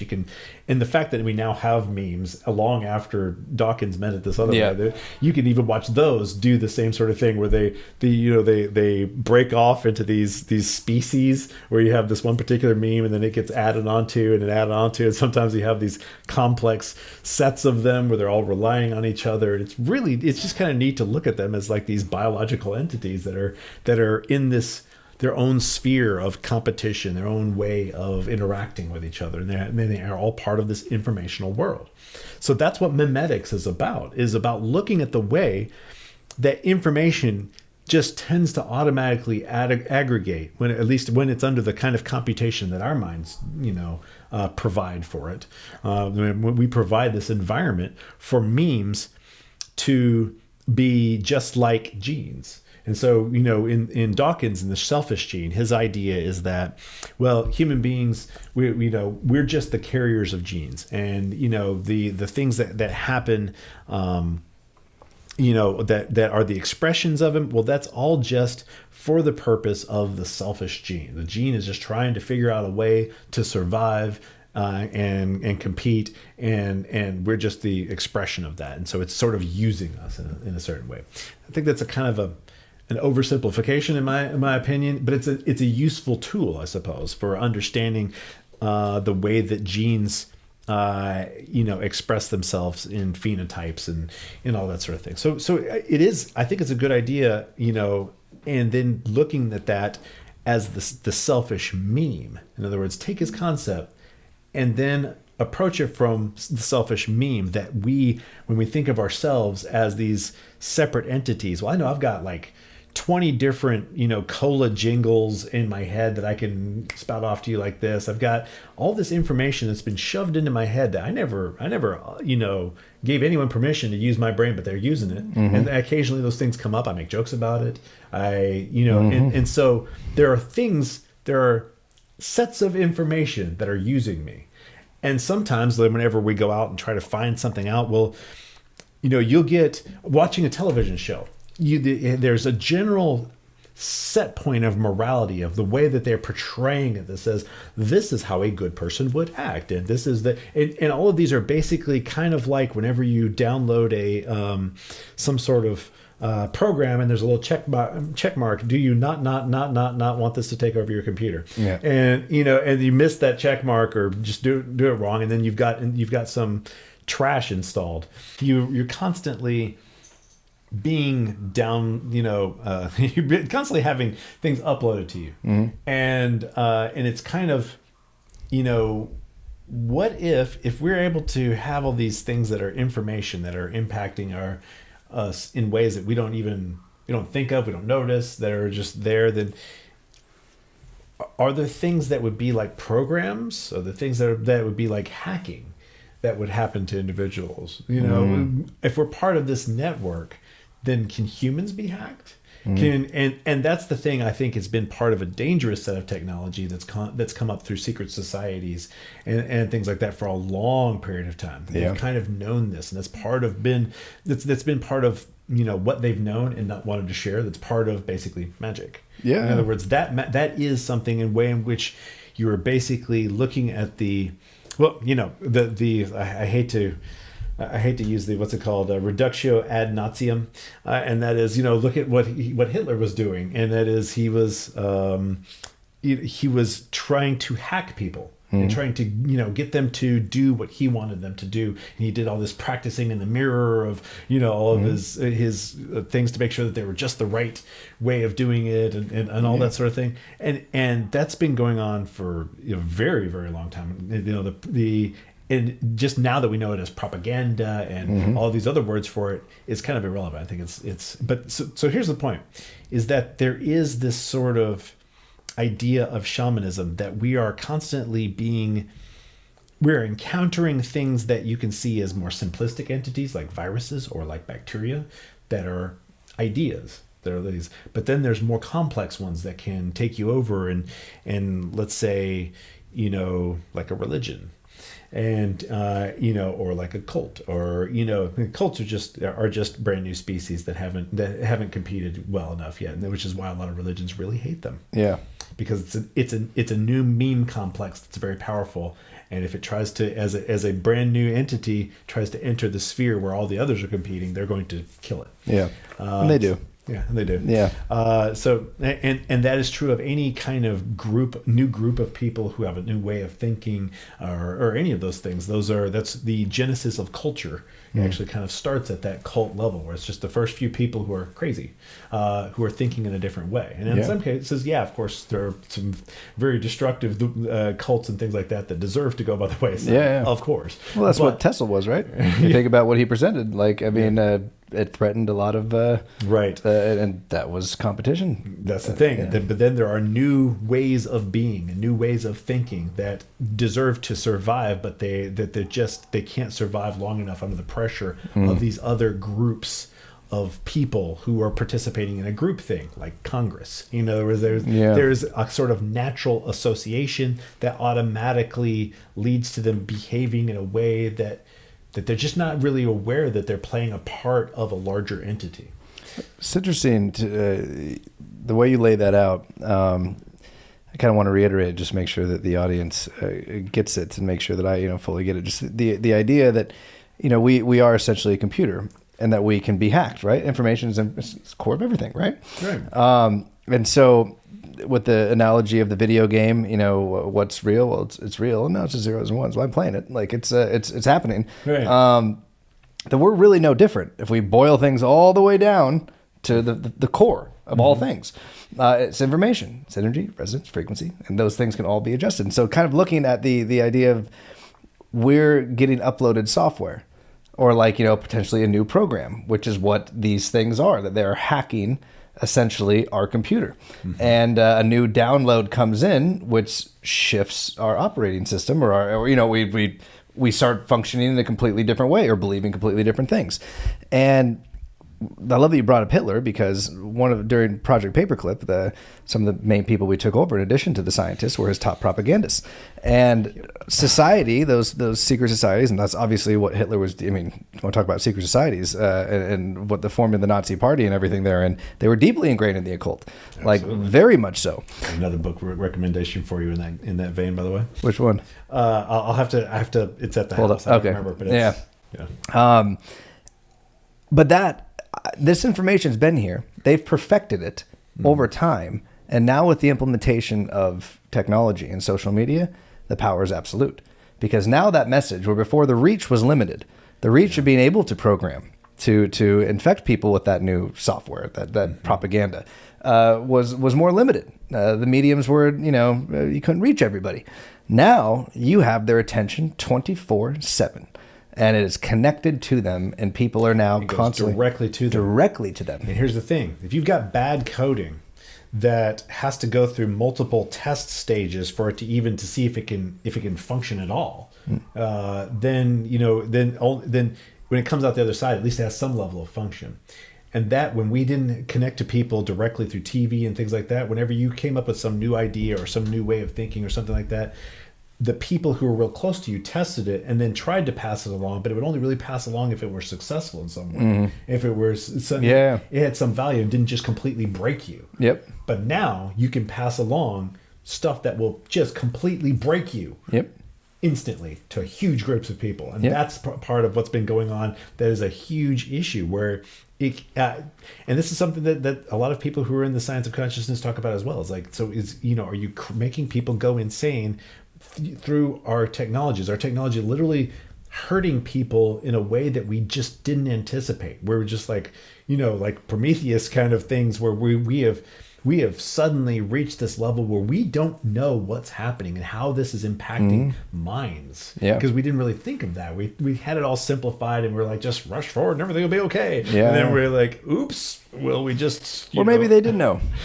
Maybe. There's also that possibility. There's also that possibility. There's also that possibility. Well, it seems like we are now a hive mind. Yeah. That's what technology and social media has done. It has truly created a hive mentality. Where before, the message would have to be so compelling, so credible or something, to be able to get the people who were receiving the message to go out and spread it to everybody else, spread it to their peers. Exactly. Spread information that way. You don't need that anymore. Nope. You don't need facts. You don't need shit. Like it's a direct whatever you want and whatever you want to find, or whatever, confirmation bias you want, whatever it is, you can find it immediately. And it's already targeted to you. Because they're listening to everything you fucking say. Yeah. And that's the other thing is AI is listening to everybody. Yes. You say, and it's only driven by success. In other words, and success can be short-term or it can be long-term. Because here's the thing. A creature that is very successful in a petri dish is... you can make something take over petri dishes really, really, really, really fast. And you can keep breeding and selecting for just that. The faster it'll take over a petri dish. But then once you've bred it in that environment and try to release it in the wild, it will fail utterly, because your idea of what is survivable is limited to a petri dish specifically. And so, just because it can compete over the short term, because that's really fast growth, you put some other thing in there in that fast growth, because it doesn't grow as fast, it'll outcompete that thing that grows a little bit slower. But then you go in the wild, and there are these effects that are basically gestalt. There are these effects that have to do with circumstances that are far more complex and happen over longer periods of time. So basically, there is this short-term strategy that wins in the short term and destroys the environment such that it can't even... It destroys itself. It's self-destroying because it's so successful only in a short term, and doesn't balance long-term with short-term. There's short-term successes, and then there's long-term successes. You balance too much towards one or the other, and you're no longer competitive. And so one of the things that can happen in these kinds of environments is you can have this boom bust of things that are only successful in the very short term, but destroys the organism that it's in. And that's one of the reasons why, for instance, Ebola it is not very good competitively. because it kills you too fast. Yep, exactly. It's not. It's short-term strategy is shit. I mean, well, it's a good short-term strategy. It reproduces within a single body. Yeah. But when you look at it compared to other viruses, overall, it's shit because it doesn't have the ability to keep its substrate. It doesn't have the ability to keep its environment going long enough for it to perpetuate perpetuate over time. Yeah. So that's the thing is people see these short-term wins and they don't understand it's a long-term failure. Yeah. And so this happens all throughout everything from economic theory to, just individual relationships. And it's a really interesting thing to see that there's these balances that nature handles really, really well that we just fail at utterly all the time. Yeah. And so some of this taking control that people are trying to do with propaganda and stuff like that, they think that they're being successful and destroying that which they wanted. It's just like I always would fight with my dad, and this is something I said a long time ago, about, I believe that same idea that maybe everything is just sociopaths running everything. I was like, yes, but at least be a good sociopath, because if you're good at being a sociopath, you'll feed your animals at the very least. Make sure, it's like, oh, I'm really winning by never feeding them because that's extra profit in my, and then they're your gonna animals die or they're thin and they have low birth weights and eventually the system is crippled by your stupidity. You're an imbecile as well. You're not smarter than everybody because you're getting the most out right this fucking second. You're an imbecile because you haven't made it survivable over time. And that's the thing is sometimes that there are con men and things like that they have short-term strategy. They do not have long game. They burn all their bridges and then people know they're a con man and then they're done. And that's the problem with sociopathy, and that's why it's not the surviving thing in mankind, because it's wrong. It's broken. Sociopathy, not caring about other individuals, is a short-term strategy, and it is not survivable. It's not what life does. Life doesn't do that. Life is something that it can exist for billions of years. So there is a heart of love in the very code of how everything works, because there has to be a balance of short-term and long-term, and it has to be something that can exist over time, and it's something that can exist with itself and as it changes and as it grows into all these myriad things. And so that's one of the things that is neat, and watching these people fail to be proper shamans, because that's what they're doing, is they're jumping into the spiritual world and screwing with things that they don't understand and fucking it all up. And the idea too of just like symbiosis, just to go back to the idea of the soul, the consciousness, the spirit, and then the physical form that it's occupying. And you're talking about people spending too much time, on the outside, and the physical form is going to rebel against it. Yes, this is our experience, but it is also what we're supposed to be experiencing and embracing. Like, we can't be at odds with our physical form, because right now this is what we have. As much as we all want to speculate and do the research, we still don't. Nobody knows what really lies beyond, because no one's coming back from the other side. And so we have ideas. Which is what everybody's searching for, right? It's the fundamental purpose of I think of what religion and what so many of these things give people is purpose, is community, and it gives them solace for what comes next. The unknown, the great unknown. And that's enough, because those things will plague you otherwise. And even atheism is a religion in of itself. You're putting your faith in something. Your faith is nothing. Like that's like it's, the faith is don't worry about it. But that's a faith. Like it's a belief. And you're putting your faith that it all means nothing. And and if it doesn't, well then fuck. Yeah, it's kind of freeing. I can see what the appeal. It's like you just don't fucking worry about it. No matter anyway. Okay. But it all requires like this symbiosis. That is what's in nature. That is a perfect balance. We must strike that balance with all things. If we truly want to be happy, we want to thrive, we want to perpetuate. Like you have to find, because if you go full board, it's done. Like the brightest stars burn out the fastest type thing.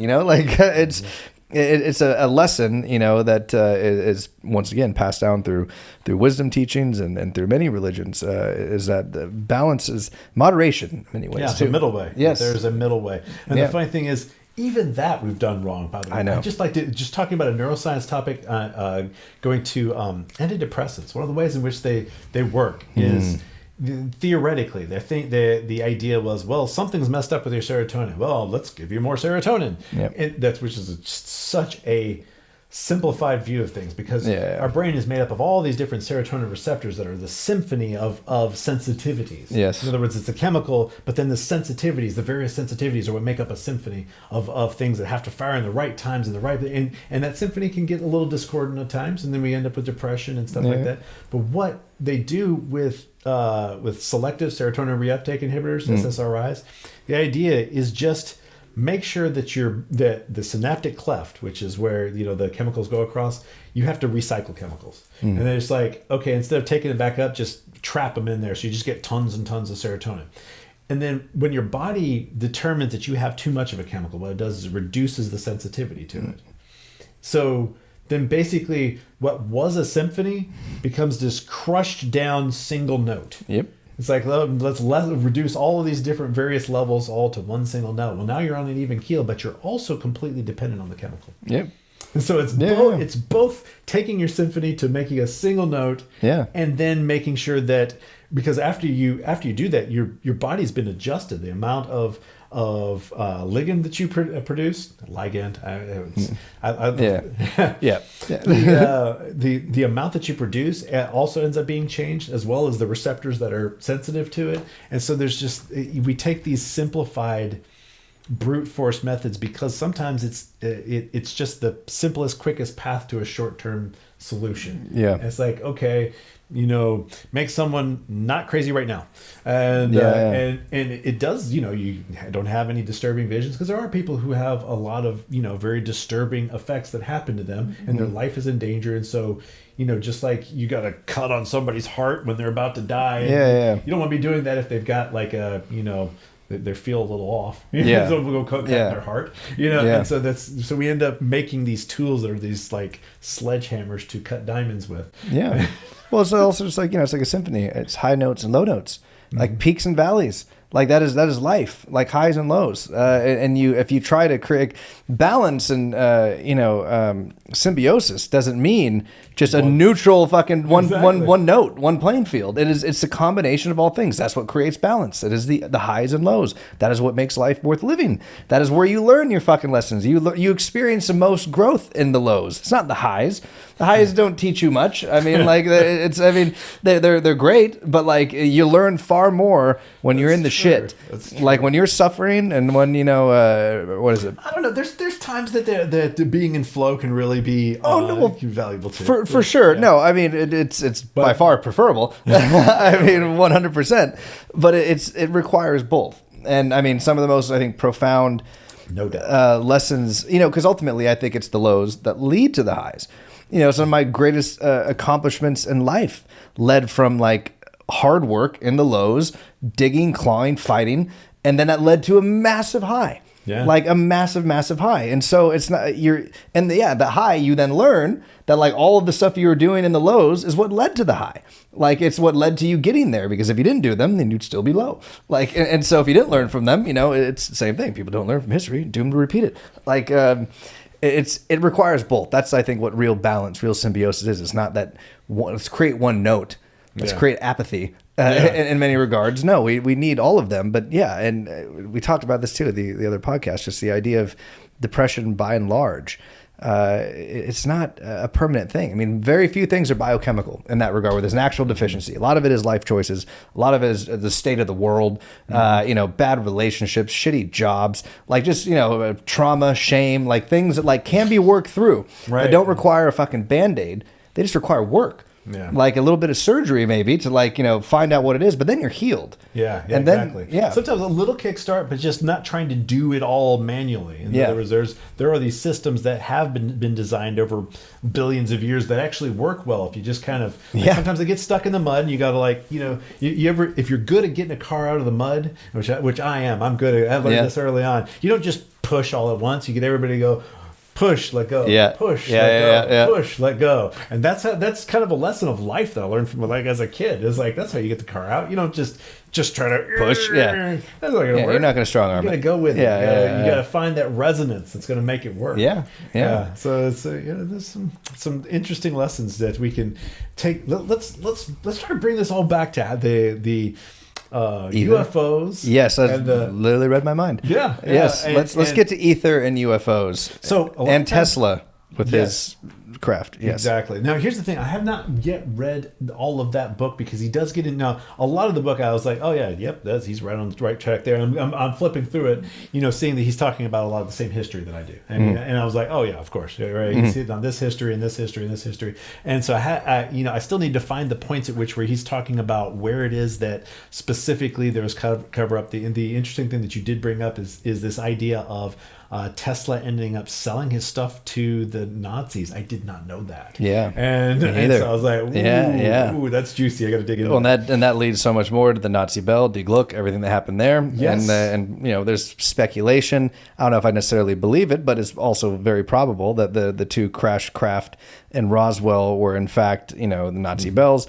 But there is, alien bodies that were discovered. So I don't know. But it's his whole take with it, which is very interesting as far as ufology goes, which I think is also very probable. But I still subscribe, which we've talked about. I believe it's a mix of both. I believe it's us and them. I believe we've been in possession of this technology either since, the 30s and 40s with these various crashes, or since what Nikola Tesla cracked. And what was then done in a clandestine way ever since. Yeah. And either way, though, but if that's the case, and he says, he pokes holes in ufology, and he basically says that ufology or the UFOs are the biggest counterintelligence ploy ever, that it's always been us, and they created the illusion of UFOs to cover up the technology that they had so that nobody would know. And I'm like, okay, interesting, but that still doesn't account for the thousands of years prior to that. Yeah, exactly. Yeah, it may be just his speculation. Yeah. So people are gonna weave their own feel about things into it. It's interesting. I don't subscribe to it, but I exactly. I feel like that may be what's going on there. But then what I want to add here is then if we are these we have to think about all this information and the way in which we've got all these ideas that can infect people, that are like viruses. There are these ideas that are harmful, that are helpful, and all of this is going on in our world. Then there's this question of exposure to toxic entities that have to do with just like we think of exposure to a virus is important, in a certain way. If you get a little bit of exposure to it, you can defend yourself from it.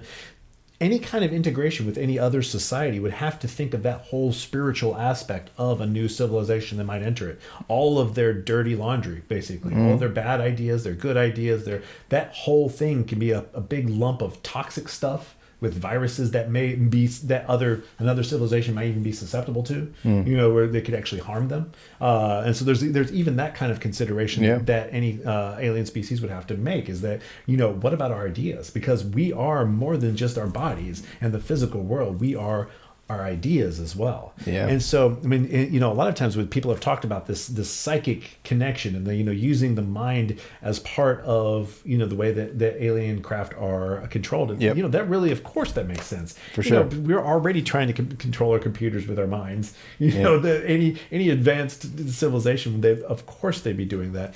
And then at that point, wouldn't they have already understood all of this? Wouldn't they already understand that there's all these ideas and things that you have to account for? And then there's this whole, basically, a computing substrate that we make up, where we've got to watch out for viruses. We got to create a whole immune system around ideas, and and we got to make sure we have that, and because of the interaction of ideas that's going to happen at very rapid speeds, and that's going on right now. We just haven't figured out the whole having an immune system thing properly. Yeah. Our adaptive immune system needs to compensate for information or for ideas, and we've got to start building a mental immune system that works, that doesn't attack ourselves, that doesn't, because there's so many different ways an immune system can screw up, right? And if we try to do that with our minds, I think that's part of what religion has been doing for thousands of years too, is trying to create the right balance of an immune system, of a security system, of a way of, having a balance between being exposed to new ideas and also being able to find that core that, so you can continue to function. And so that's kind of that's the neo-shamanic way of looking at things, that there are ideas that are, when you see ideas as entities, then you're kind of in a semi-shamanic world. Now, I think that this is a very topical layer, that there are layers deep underneath this that other shamans are actually more involved with, where nature spirits and things like that are real things. And so, like, for instance, I would say that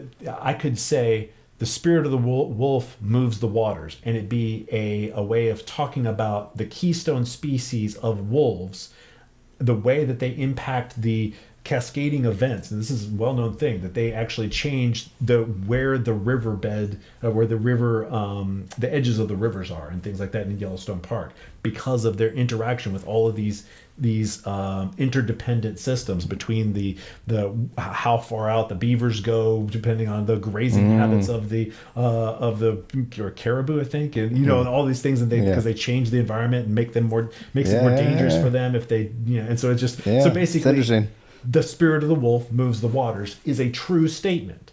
It's just abstracted from it, and so this, seeing these things in a spiritual perspective, I believe that there are the shamans that are out in the rainforest and things like that, they're keyed into the spirits that have been there for billions of years. The things that are complex systems that make up mind-like entities that have been there for like I said, billions of years.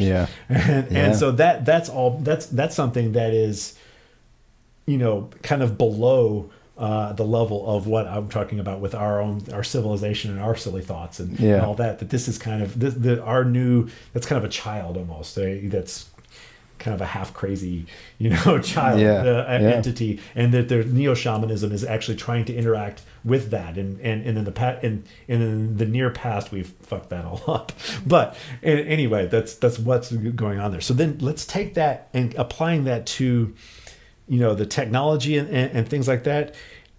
I guess I'd have to talk about the neuroscience aspect of this really briefly. So one of the ways in which you represent information is through configuration.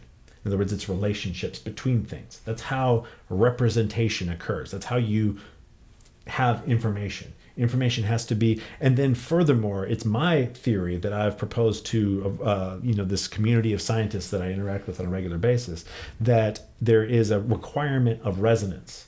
In other words, it's called coupled oscillation in more technical terms, where there's a requirement of resonance to the structure. So it's actually geometric in nature. There's a geometric configuration of things at the lowest levels that have to be able to create resonance patterns with other things to be able to make these systems where there is that is the nature of information that is how representation occurs. And because of its energetic ability to impact the other, because it is a mirror of it, that is how the information storage transfers and actually impacts other things that are distant or not directly touching or things of that nature. So this is a way of seeing information as a geometric configuration thing. So looking at this from the way that the brain works, we have these neurons that are the long things, and then they branch out into these dendrites. And those dendrites they touch different neurons, and they kind of, whenever they're touching a neuron, lots of different neurons are all going, and they're all branching, and they're all crossing each other and touching these other neurons and at their ends. And there's kind of like this weird voting system that goes and determines whether it fires to the next set of neurons. But so you have these branching things that are like these trees of dendrites. And it's my hypothesis that, and based upon a variety of things, and I've actually put this into one of my first papers, that the structural configuration of the dendrites, the shape that they grow into, is what's storing information because of, this goes back to the Bowman-Pribram model and holographic mind, but it's just basically, it's a wave shaper. In other words, it shapes the waves that come off of it. As the electrical signal goes across it, there's waves given off, and then those shapes and the way that they interact is what stores and configures information, and so that's how the information is occurring. Relating this to electromagnetism, we're going back to all the way to the start of this conversation with ether, is the motion of ether. That when electromagnetism is happening, there are these flows of ether that are vortices, and then and around them you have these threads, and so all throughout the invisible space around us are these super tiny threads called vortex filaments. And there's a common thing that happens in superfluids. So we actually do have models of this that occur, and they are very, very dendrite-like. and their configuration could actually be one of the ways in which the information is being stored in the substrate here. But here's the thing that's interesting. When you look at the way that electromagnetism works in the formation of the actual dendrites, in other words, what shapes the tree as it grows, because there's these growths that are changing and storing information as you have experiences. What's causing that? Well, it turns out that the electromagnetism interaction between the astroglia and the dendrites makes it where as the waves are changing the electromagnetic charge, the ionic charge in the astroglia, that can actually pull the dendrites, the ends of them, towards it, so it actually shapes it. So as the information goes across, the shape of it changes because it's tracing and tracking after some sort of electromagnetic wave that came through and left its impression on those fattier cells called the astroglia. So there's basically these two systems. So trying to recap here, you have this way in which the brain is being shaped by electromagnetism, and it's the coordination of these electromagnetic waves in the brain that are processing and storing and the information, the way that it's working. How does this relate specifically to electromagnetism, however, is that electromagnetism automatically has these little threads, and I'm not sure the scale of them, because this all comes from all the way from 19th century physics, and there are modern physicists who are actually exploring this model of electromagnetism as well. I've just recently found that's one of the things I talk about here, is this revolution is actually already happening. I'm not calling it into being. It is happening in the background, but just they're not allowed to talk about it with specific words. There's not much coordination between the individual scientists who are doing it, but when you dig in, you find them all coming to these same conclusions that all have to do with a superfluid medium, has to do with these vortex filaments, and it's uncanny how it's all coming together. So the thing that you find out is that have you heard of Stuart Hameroff and the Hameroff and Penrose? It's called ORC-OR, which is orchestrated objective reduction. It's basically this model of, it's probably the most well-known model of how brain functions that's outside of the mainstream. That Stuart Hameroff, he actually, I've talked to him a number of times. He kind of puts on some consciousness conferences and things of that nature, and he used to be in our group. I haven't seen him recently, but he's cool. And I like what he's doing, but I would add a slight deviation to it, specifically because you have to base it on this version of physics, and he's trying to base it on the other interpretation of quantum mechanics specifically, and that is the microtubules. That's a huge basis of what he's talking about, is the microtubules. And he's trying to look at it from each of the physical pieces, whereas the thing that's important to me is that a microtubule seems to be behaving like a superconductor. And what that means to me is that if you've ever watched what's called the Meissner effect, where you have like a floating thing that goes around, and you've ever seen that sort of... Explain it though, just so... Meissner effect is where a superconductor can be trapped in a magnetic field, and it can hover, and it actually kind of sticks it in there. It's through a process that they call flux pinning, and that is that they know that there's these lines of force, is what they call them, and that's actually what Faraday called them, and that's what Maxwell called them, is the lines of force. Well, what are these lines of force? They are vortex filaments, and that's also... Vortex filaments are what Maxwell called them as well, but we don't say that anymore today, as in polite academic company. Here's the thing: the lines of force appear to be stuck inside, where they have to they're pinched and held together in one place, and then they can't move. And that's what's causing this levitation to occur, is that they're kind of latched onto the structure of space. Now, they don't want to say it like that. They're saying it's trapping components of the magnetic field, and of course you start digging into what a field is, they give you nonsense answers. So here's the thing: so what flux pinning is trapping the vortex filaments that are always part of what electromagnetism is. It's as it's happening, it's the flow of ether and the little vortices that are required for it to gear against itself. And so these filaments are there, and it traps them.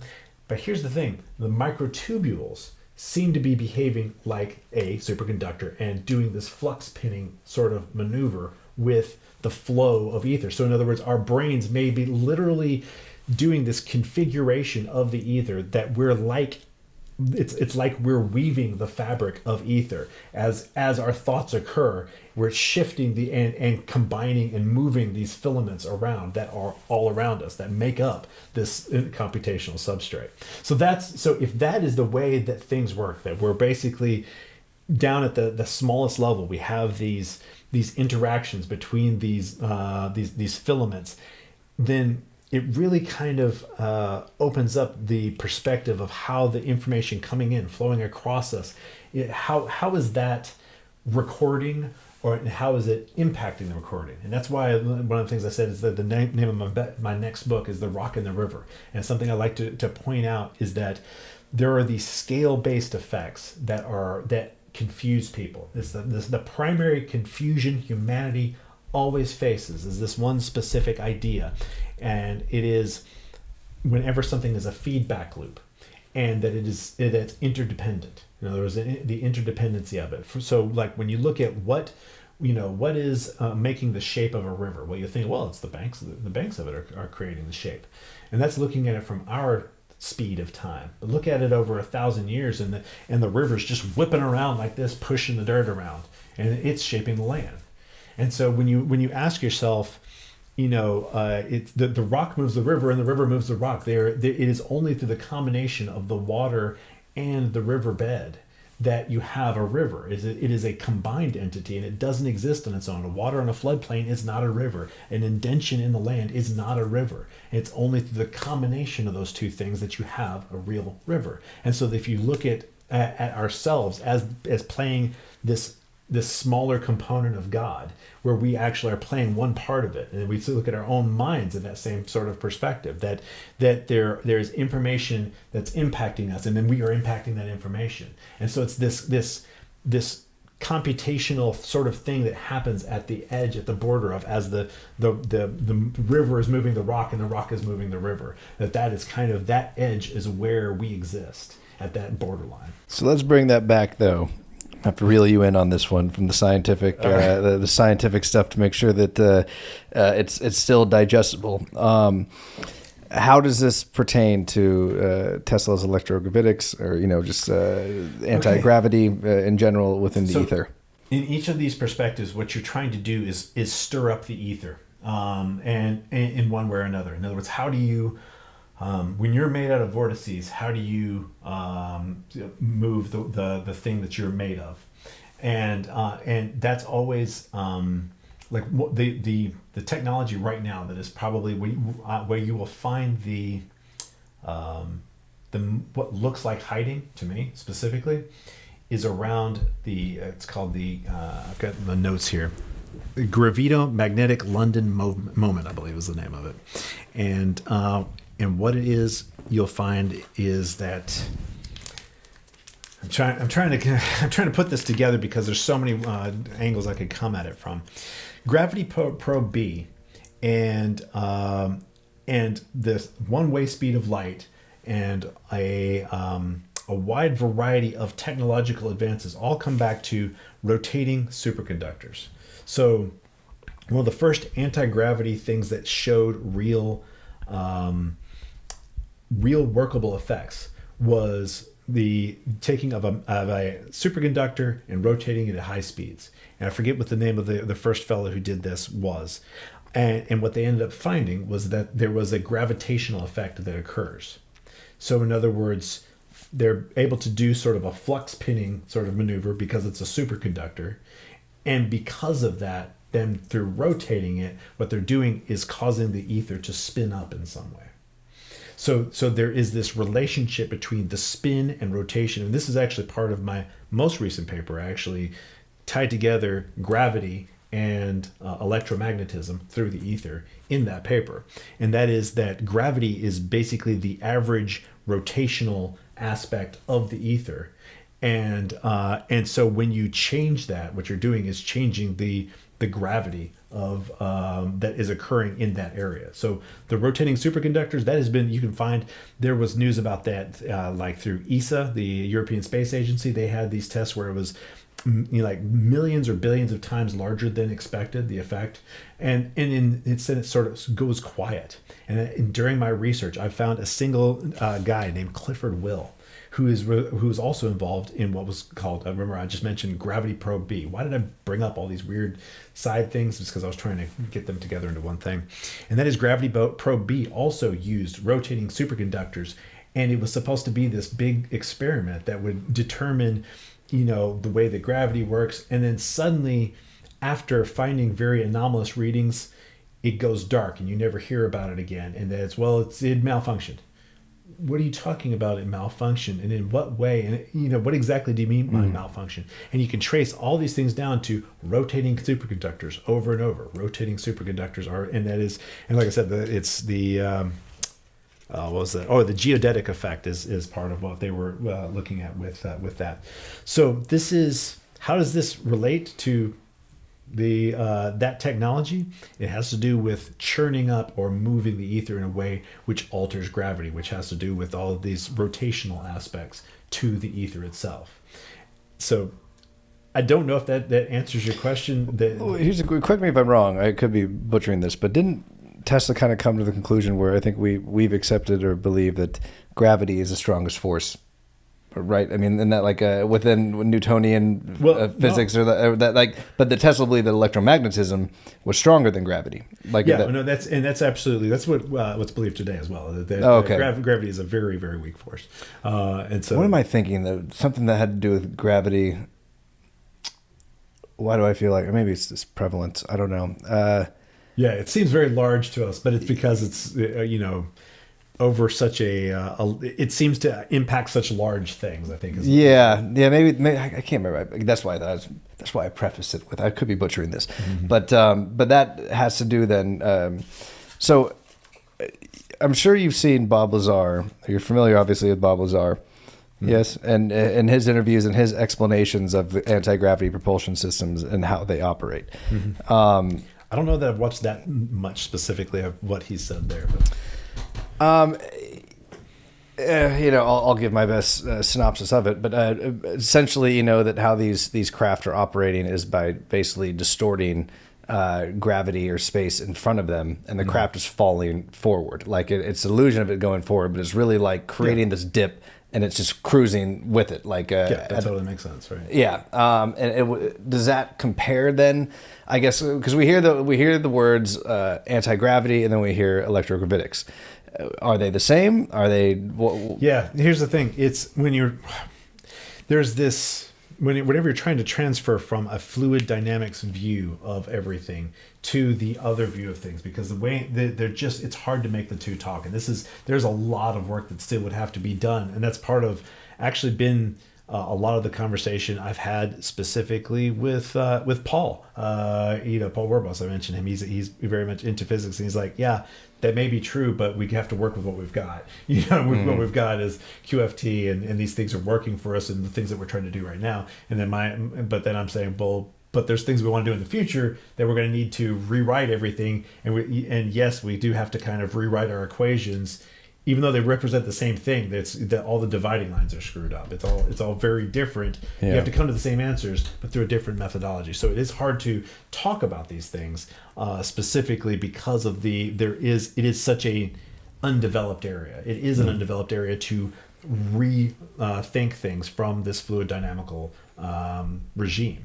And so yes, the idea of electrogravitics that would be related to the fluid dynamic type of perspective on things from what I've anti-gravity seen. Type thing. Yeah. Yes, but specifically when it comes to altering gravity, then what you're talking about totally makes sense, because I'm saying that the average vorticity of an area. In other words, it's going to be represented by lots of vortex filaments. Also is another way to look at it. But it's just how much it's churned up is what you would think of typically with just water. How much is it churning up? That's going to be a measure of the way in which gravity works. So if you can change that in some way, then you're going to fall towards one or the other, because right now the reason why we fall towards the earth is because it's an area that's more churned up or less churned up, and so the amount of churning actually changes. In the ether theory version of it changes the speed of light as well, and that is the reason why time is different on Earth than it is in space, because when there's more vorticity, light has to actually travel further through all of the alterations that are happening to it in various directions, and so there is the speed of light being slower near the Earth is going to make everything slower, so therefore our time is going to be happening slower near the Earth than it is up on a satellite, for instance. And so these effects in time make sense in this fluid dynamical viewpoint, but I have a mechanism going through all the way back from 19th century physics. You end up having a mechanism that explains it instead of simply the belief that it does. And that's what we have right now with our idea with general relativity, is just it does. It does because it's in space. Well, hold on, what? Because when you start asking, well, so matter tells space how to bend, and space tells matter how, you end up having these circular, discussions. It's like, why, how, where, and here you have something that you can actually get your head around that will work mathematically. It will work with all of our modern physics, and that's the thing that's happening in the background of these like superfluid dynamical treatments of space-time is what they called it. But going back to my paper, space-time is not empirical science. Yeah. So let's do this, because we're nearing the end here. I do want to make sure for the people who've been very much researching the UFO subject, I want to just see if we can just hammer down some takeaways from this, because it's very interesting with a lot of the UFO encounters that take place, that it's either completely silent, or there's some type of electrostatic or like a coronal type discharge, or a sound, a humming sound that like is heard, and that would seem to indicate a similar technology to what you're describing, like that type of a sound perhaps will be made. I guess I'm curious is just, how are these craft operating based on what you believe, based on ether physics and your research? And I don't know if you've had firsthand experience, with UFOs, if you've ever seen them yourself. No, that's the thing, is I am not an experiencer of any of those things. Unfortunately, it's very. I feel a little sad about it. I have to tell you, it'll happen. Yeah, it's kind of made me pretty sad. I gotta tell the truth here. I've never had, and maybe it's because I do have such a skeptical feeling about things that maybe I have had some experiences that I've not interpreted that way. I did actually, come to think of it, I was at, what's it called, Contact in the Desert, and they just had the green orbs just going, and I just like, well, that could be drones, or I guess I just didn't find it extremely compelling, because it's like, well, that could be explained in a lot of different ways, and I wish this was less explicable. They even like shined the lasers at them, and they blinked back, and and they definitely were not. They didn't have the normal lights or anything like that. They were just green lights, and and if we. So that may have been something alien happening, but it seems so commonplace that I interpreted it differently. Commonplace now.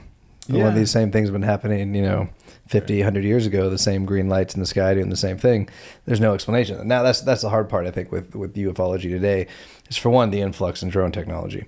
And I see so many of these, people send me these videos all the time, like these fleets, and I'm like, do you not watch the Olympic Games? Like, I mean, obviously that's, what that is. Like, that's the most, maybe it's not, but that's definitely the most logical explanation for that, especially because they're, purple in color now. Like, historically, UFOs are not that. They're a white ball of light, which makes sense given the physics that would be behind it, and what's actually taking place around them. It would, show itself as that. That's all we would really see.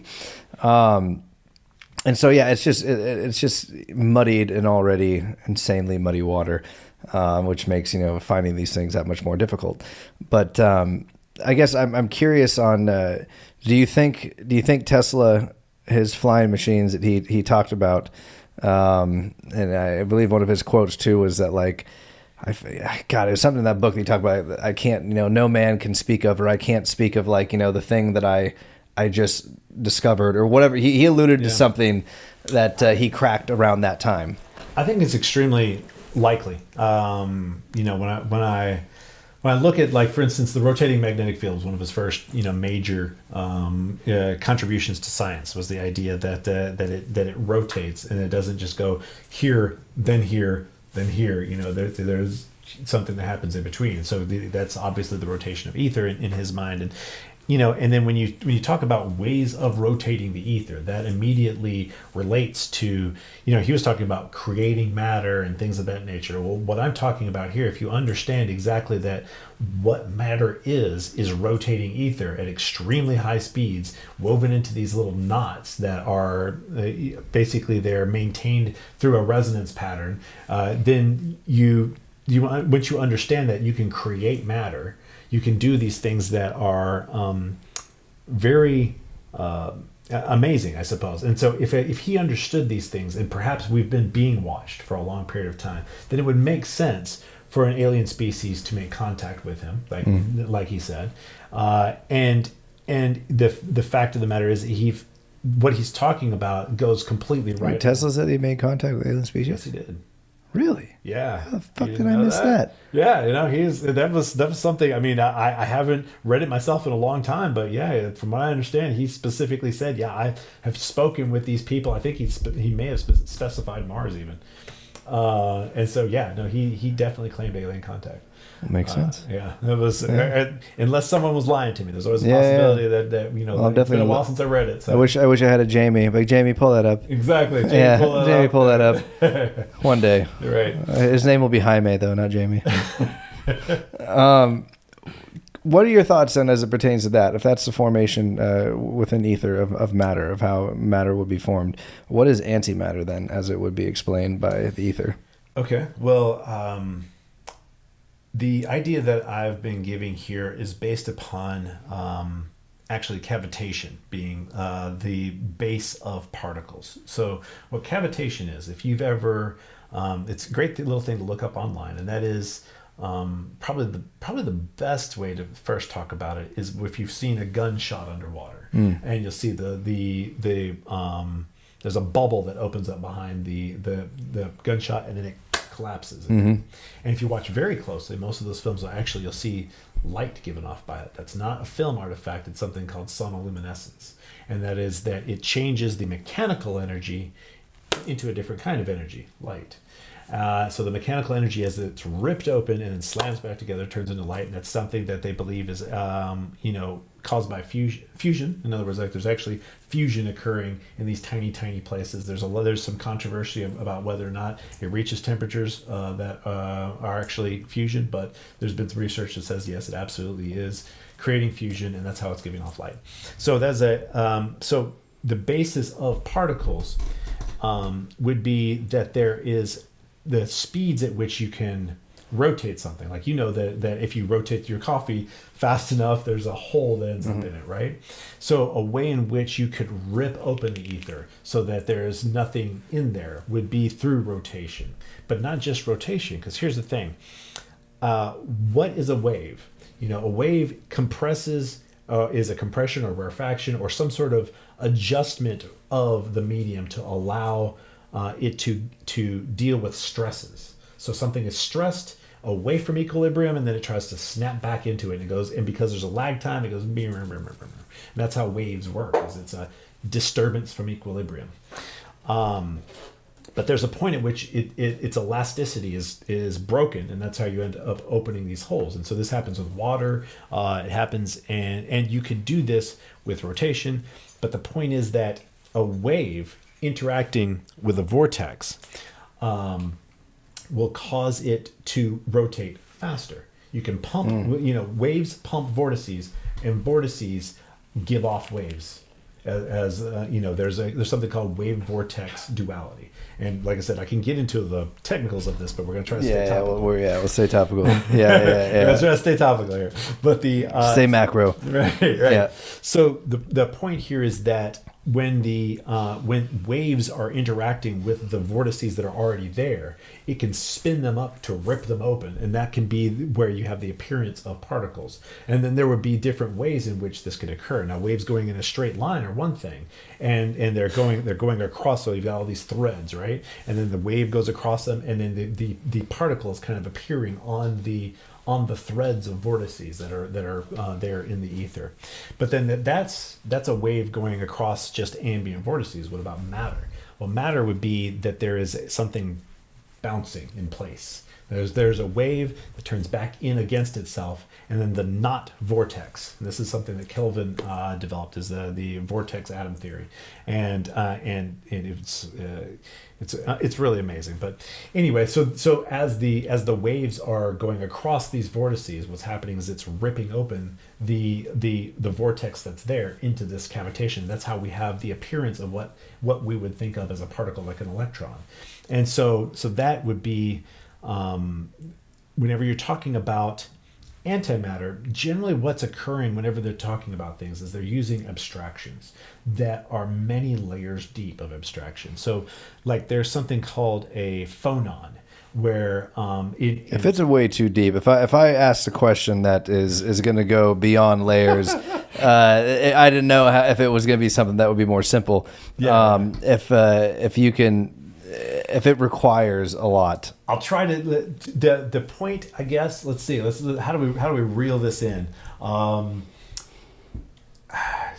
The idea. What did you ask specifically? It said given ether? Oh, antimatter. Antimatter. The point is that there are abstractions people make for things. There's 30,000 gallons in that pool. What's a gallon? It's a arbitrary unit you picked to divide things up into. Mm-hmm. That happens in physics a lot, where we have these arbitrary units that we divided things up into, and they're not really necessarily real divisions. Yeah. They just are related to something that's useful in some way. Mm. And sometimes we think of them as real because they're related to something useful. Like the temperature between, freezing and boiling in a certain number of atoms that we pick out. If it'll have an effect, that temperature, and you can give it a label, but it doesn't really exist on its own any more than a wave out there in the ocean exists without the water. But you can think of it, you can accidentally, in physics, when you start doing all these abstractions, you can, just like a person can think of a wave as a real individual entity before they go, oh, wait a minute, it wouldn't even be there without the water. That happens when you're trying to deal with physics. These super complex things, you can lose track of what's real and what's virtual. And they even call things virtual particles a lot of times. And so whenever you're talking about something like antimatter, sometimes what they're talking about are these effects. Like, if you're talking about quarks, for instance, then you're going to be talking about an abstraction that has to do with a useful way of dividing up the energy and the way that it, looks in this specific model that descends from all of this. It's a way of looking at it and dividing it up. And so that is the challenge, and that's the problem actually with ether. There is a problem with ether theory. That is that we have to go back down some of these roads that we've developed these models that are these weird abstractions that have gotten us all into all this, so many different problems in physics right now. I don't even want to get into all of them. You could look it up. There's a million different problems in physics right now. But we have something that works for a lot of stuff. And so it's kind of like, the Windows operating system is a great big pile of shit, okay? But the thing is, imagine trying to redevelop it from scratch. Yeah. And trying to get that out to everybody who's using it in the world. Yeah. It's that would take like the government would have to mandate that we're redoing Windows. They have to stay with the system that they've got, kind of, and so they're locked into a piece of shit. Yeah. And it gets worse every year. Yeah. But so that's kind of where we're at with physics, is that this would be super useful, completely change the way that everything works. But who's going to do all that work that we have to do of the redevelopment and deploy it out to the people who are making objects? And that is actually the real problem with ether physics, is that there's a lot of work. Okay. I ask very loaded questions.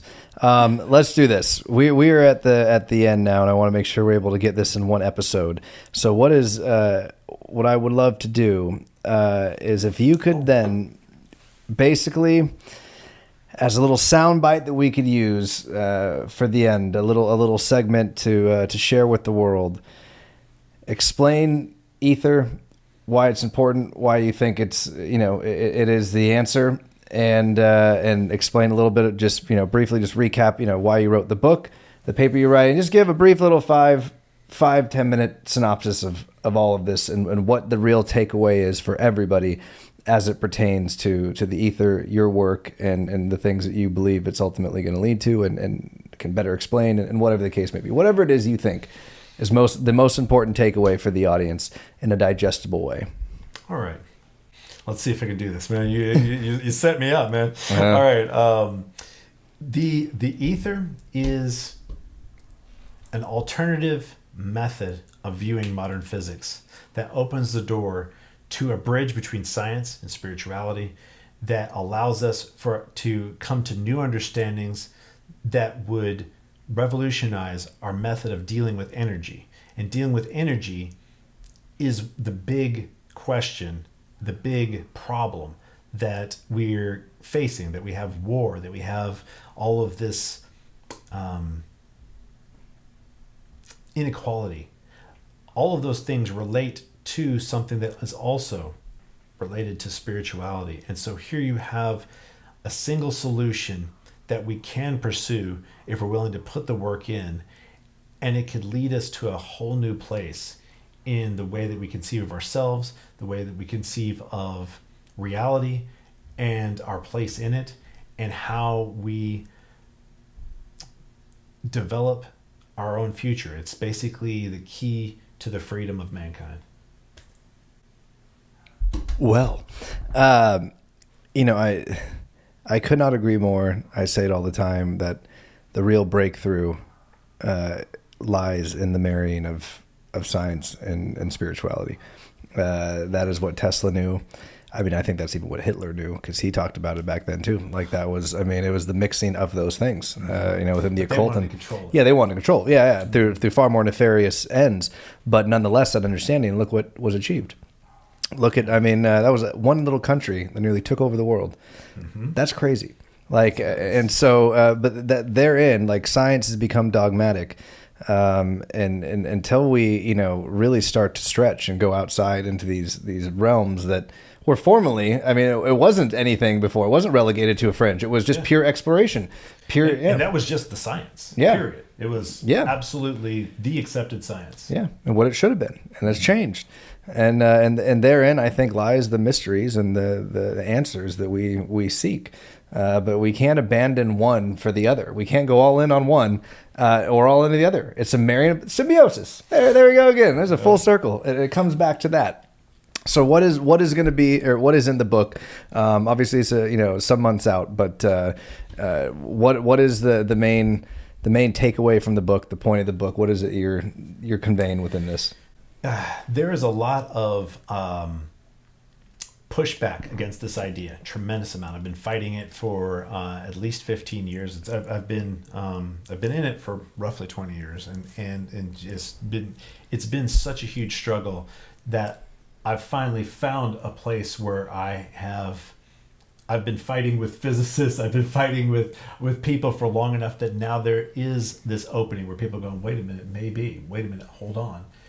And so what this book is about is providing that basis. And I'm going to try to do it in a way that absolutely anybody can understand it down, because I present things at a high school level. That's what I try to always do is make sure that it is something that anyone can understand, because I go into great detail to explain it in a simple fashion.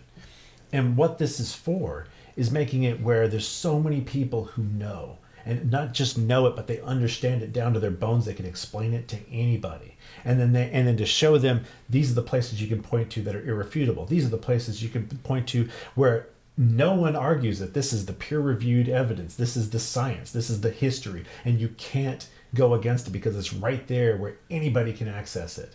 And that's what this book is about, is to try to put that out there in a way that basically makes it where it can no longer be denied.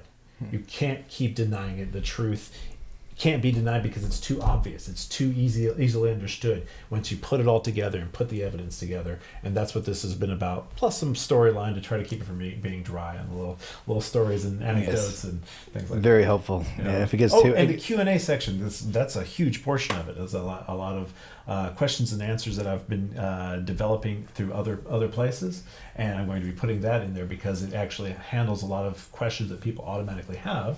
And it was actually through a Q&A site online that I've been using for a long period of time, and I'm going to port that over into the book as well. Oh, nice. Yeah.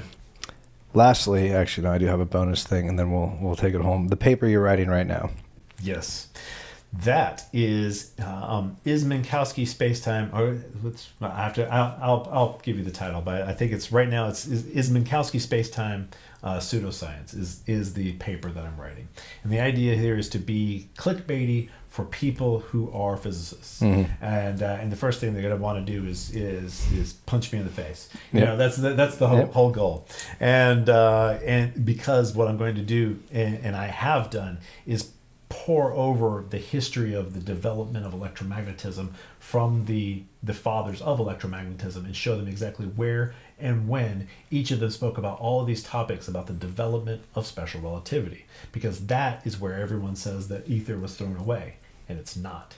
And so basically in this one paper, I'm showing for historians and for specifically historians of physics, these are the people that talked about it, this is where they talked about it, this is when they talked about it, this is what they said, and this is how you can understand it at a high school level. Because the problem is physicists sometimes, I'm presenting it as a tool for teaching, but the truth of the matter is people who are academics sometimes don't realize they take things on faith and they don't recognize how much they're taking on faith, and they don't want to really address that. So part of this paper is to address it from a high school level.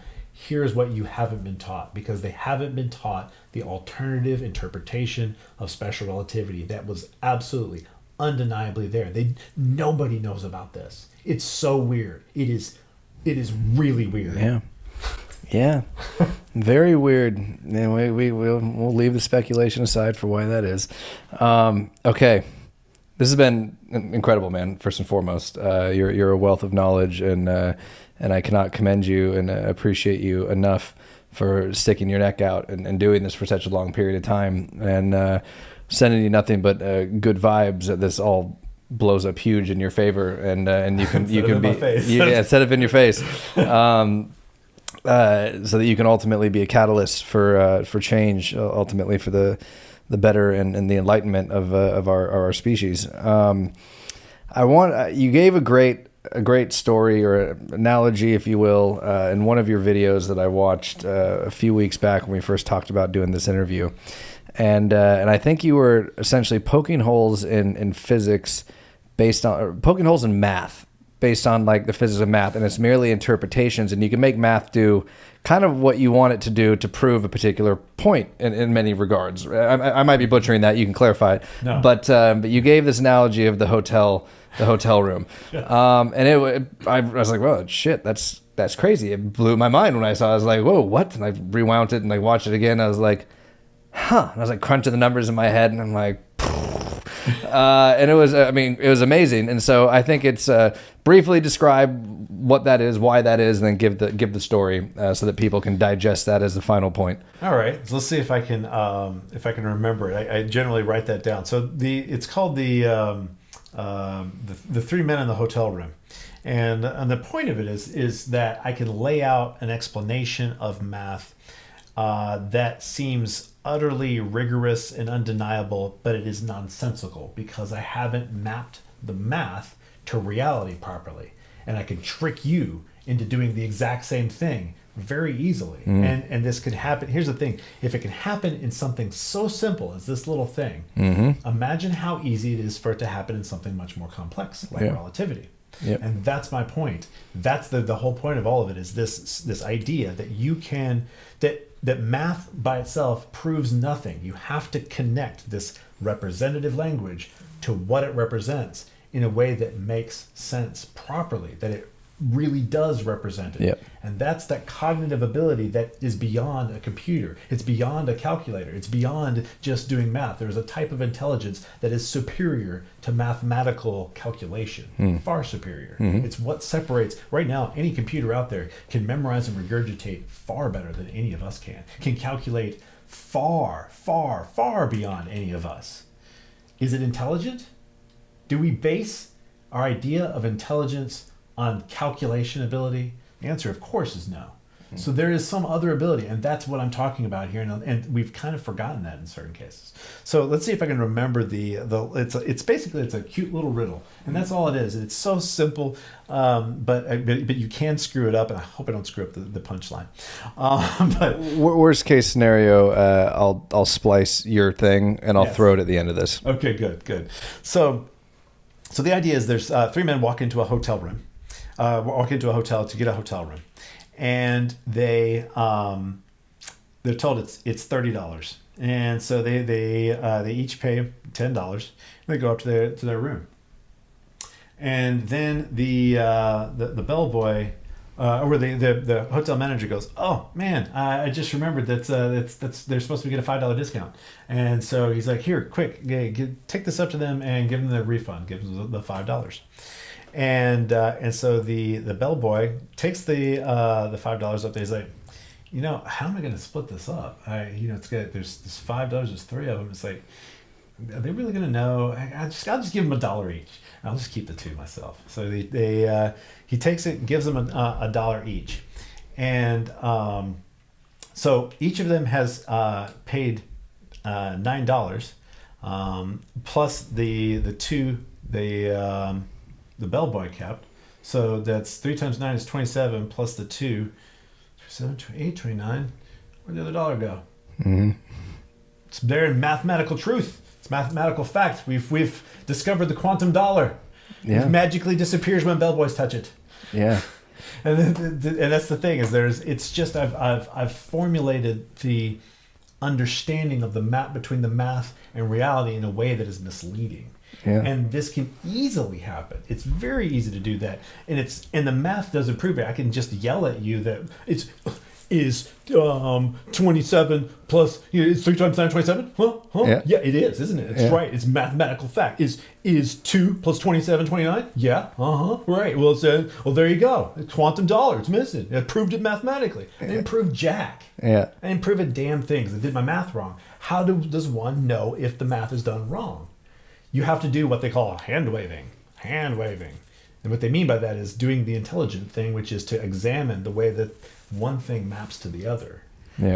And that's part of the problem of what was called shut up and calculate. It's something a lot of people have complained about, and when it comes to mathematical physics for many, many years. It's what Tesla's quote. There's a quote by Tesla specifically about this problem in particular. Let me see if I can grab it real quick. He's looking that up. I'm just going to reiterate for the audience in case that slipped really quick. The math of that: $30 hotel room, 3 guys. They each pay $10. They go up to their hotel room. The manager realizes he overcharged them. He gives the bellhop $5. Here, this is the refund, $5. Go up and give it to him. The bellhop goes, well, how am I going to divide $5 between 3 guys? You know what? I'm just going to keep 2 of the dollars, and I'm going to give them each 1 back. How about that? Then they won't even know. So then he gives them each their $1 back, which means that they each paid only $9 for the hotel room, and he kept 2.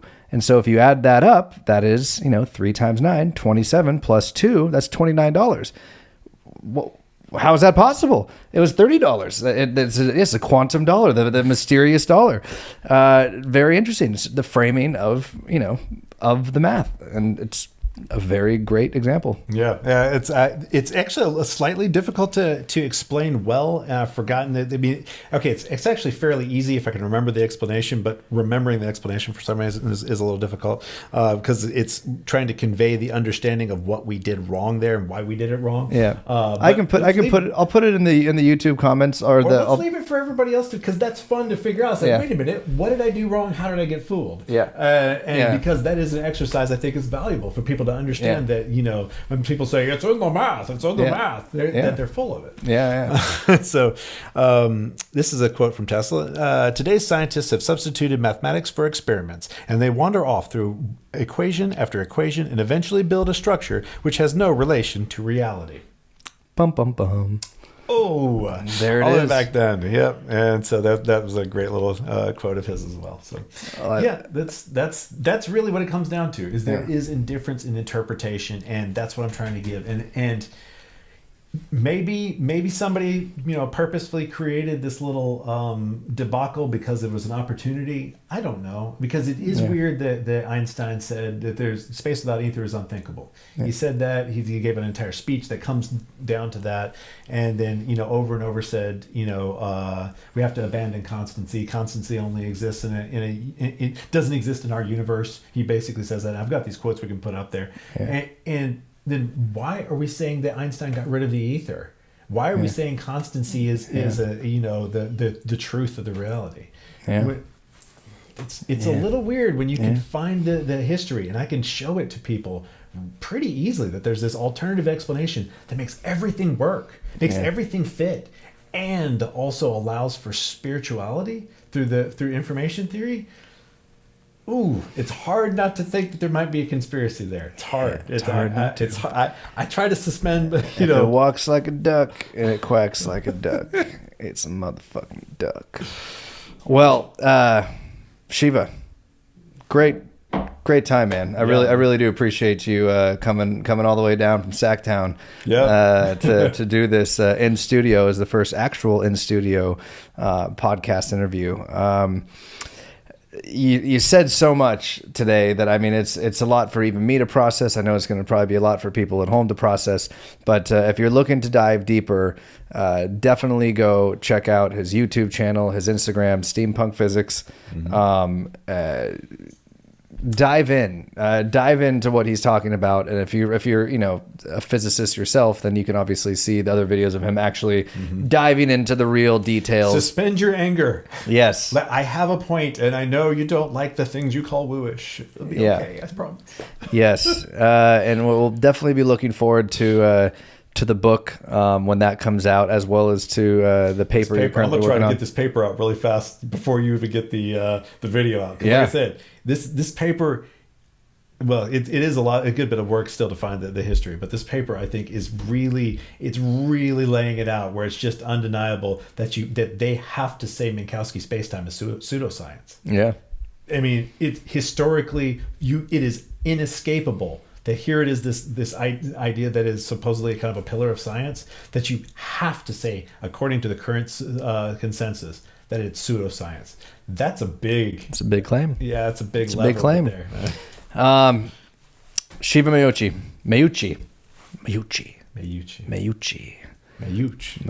Ooh, my grandfather's name was Guglielmo Giovanni Michele Meucci. I like that a lot. This is easier, and I'm still even fucking that up. One last thing I forgot to tell you.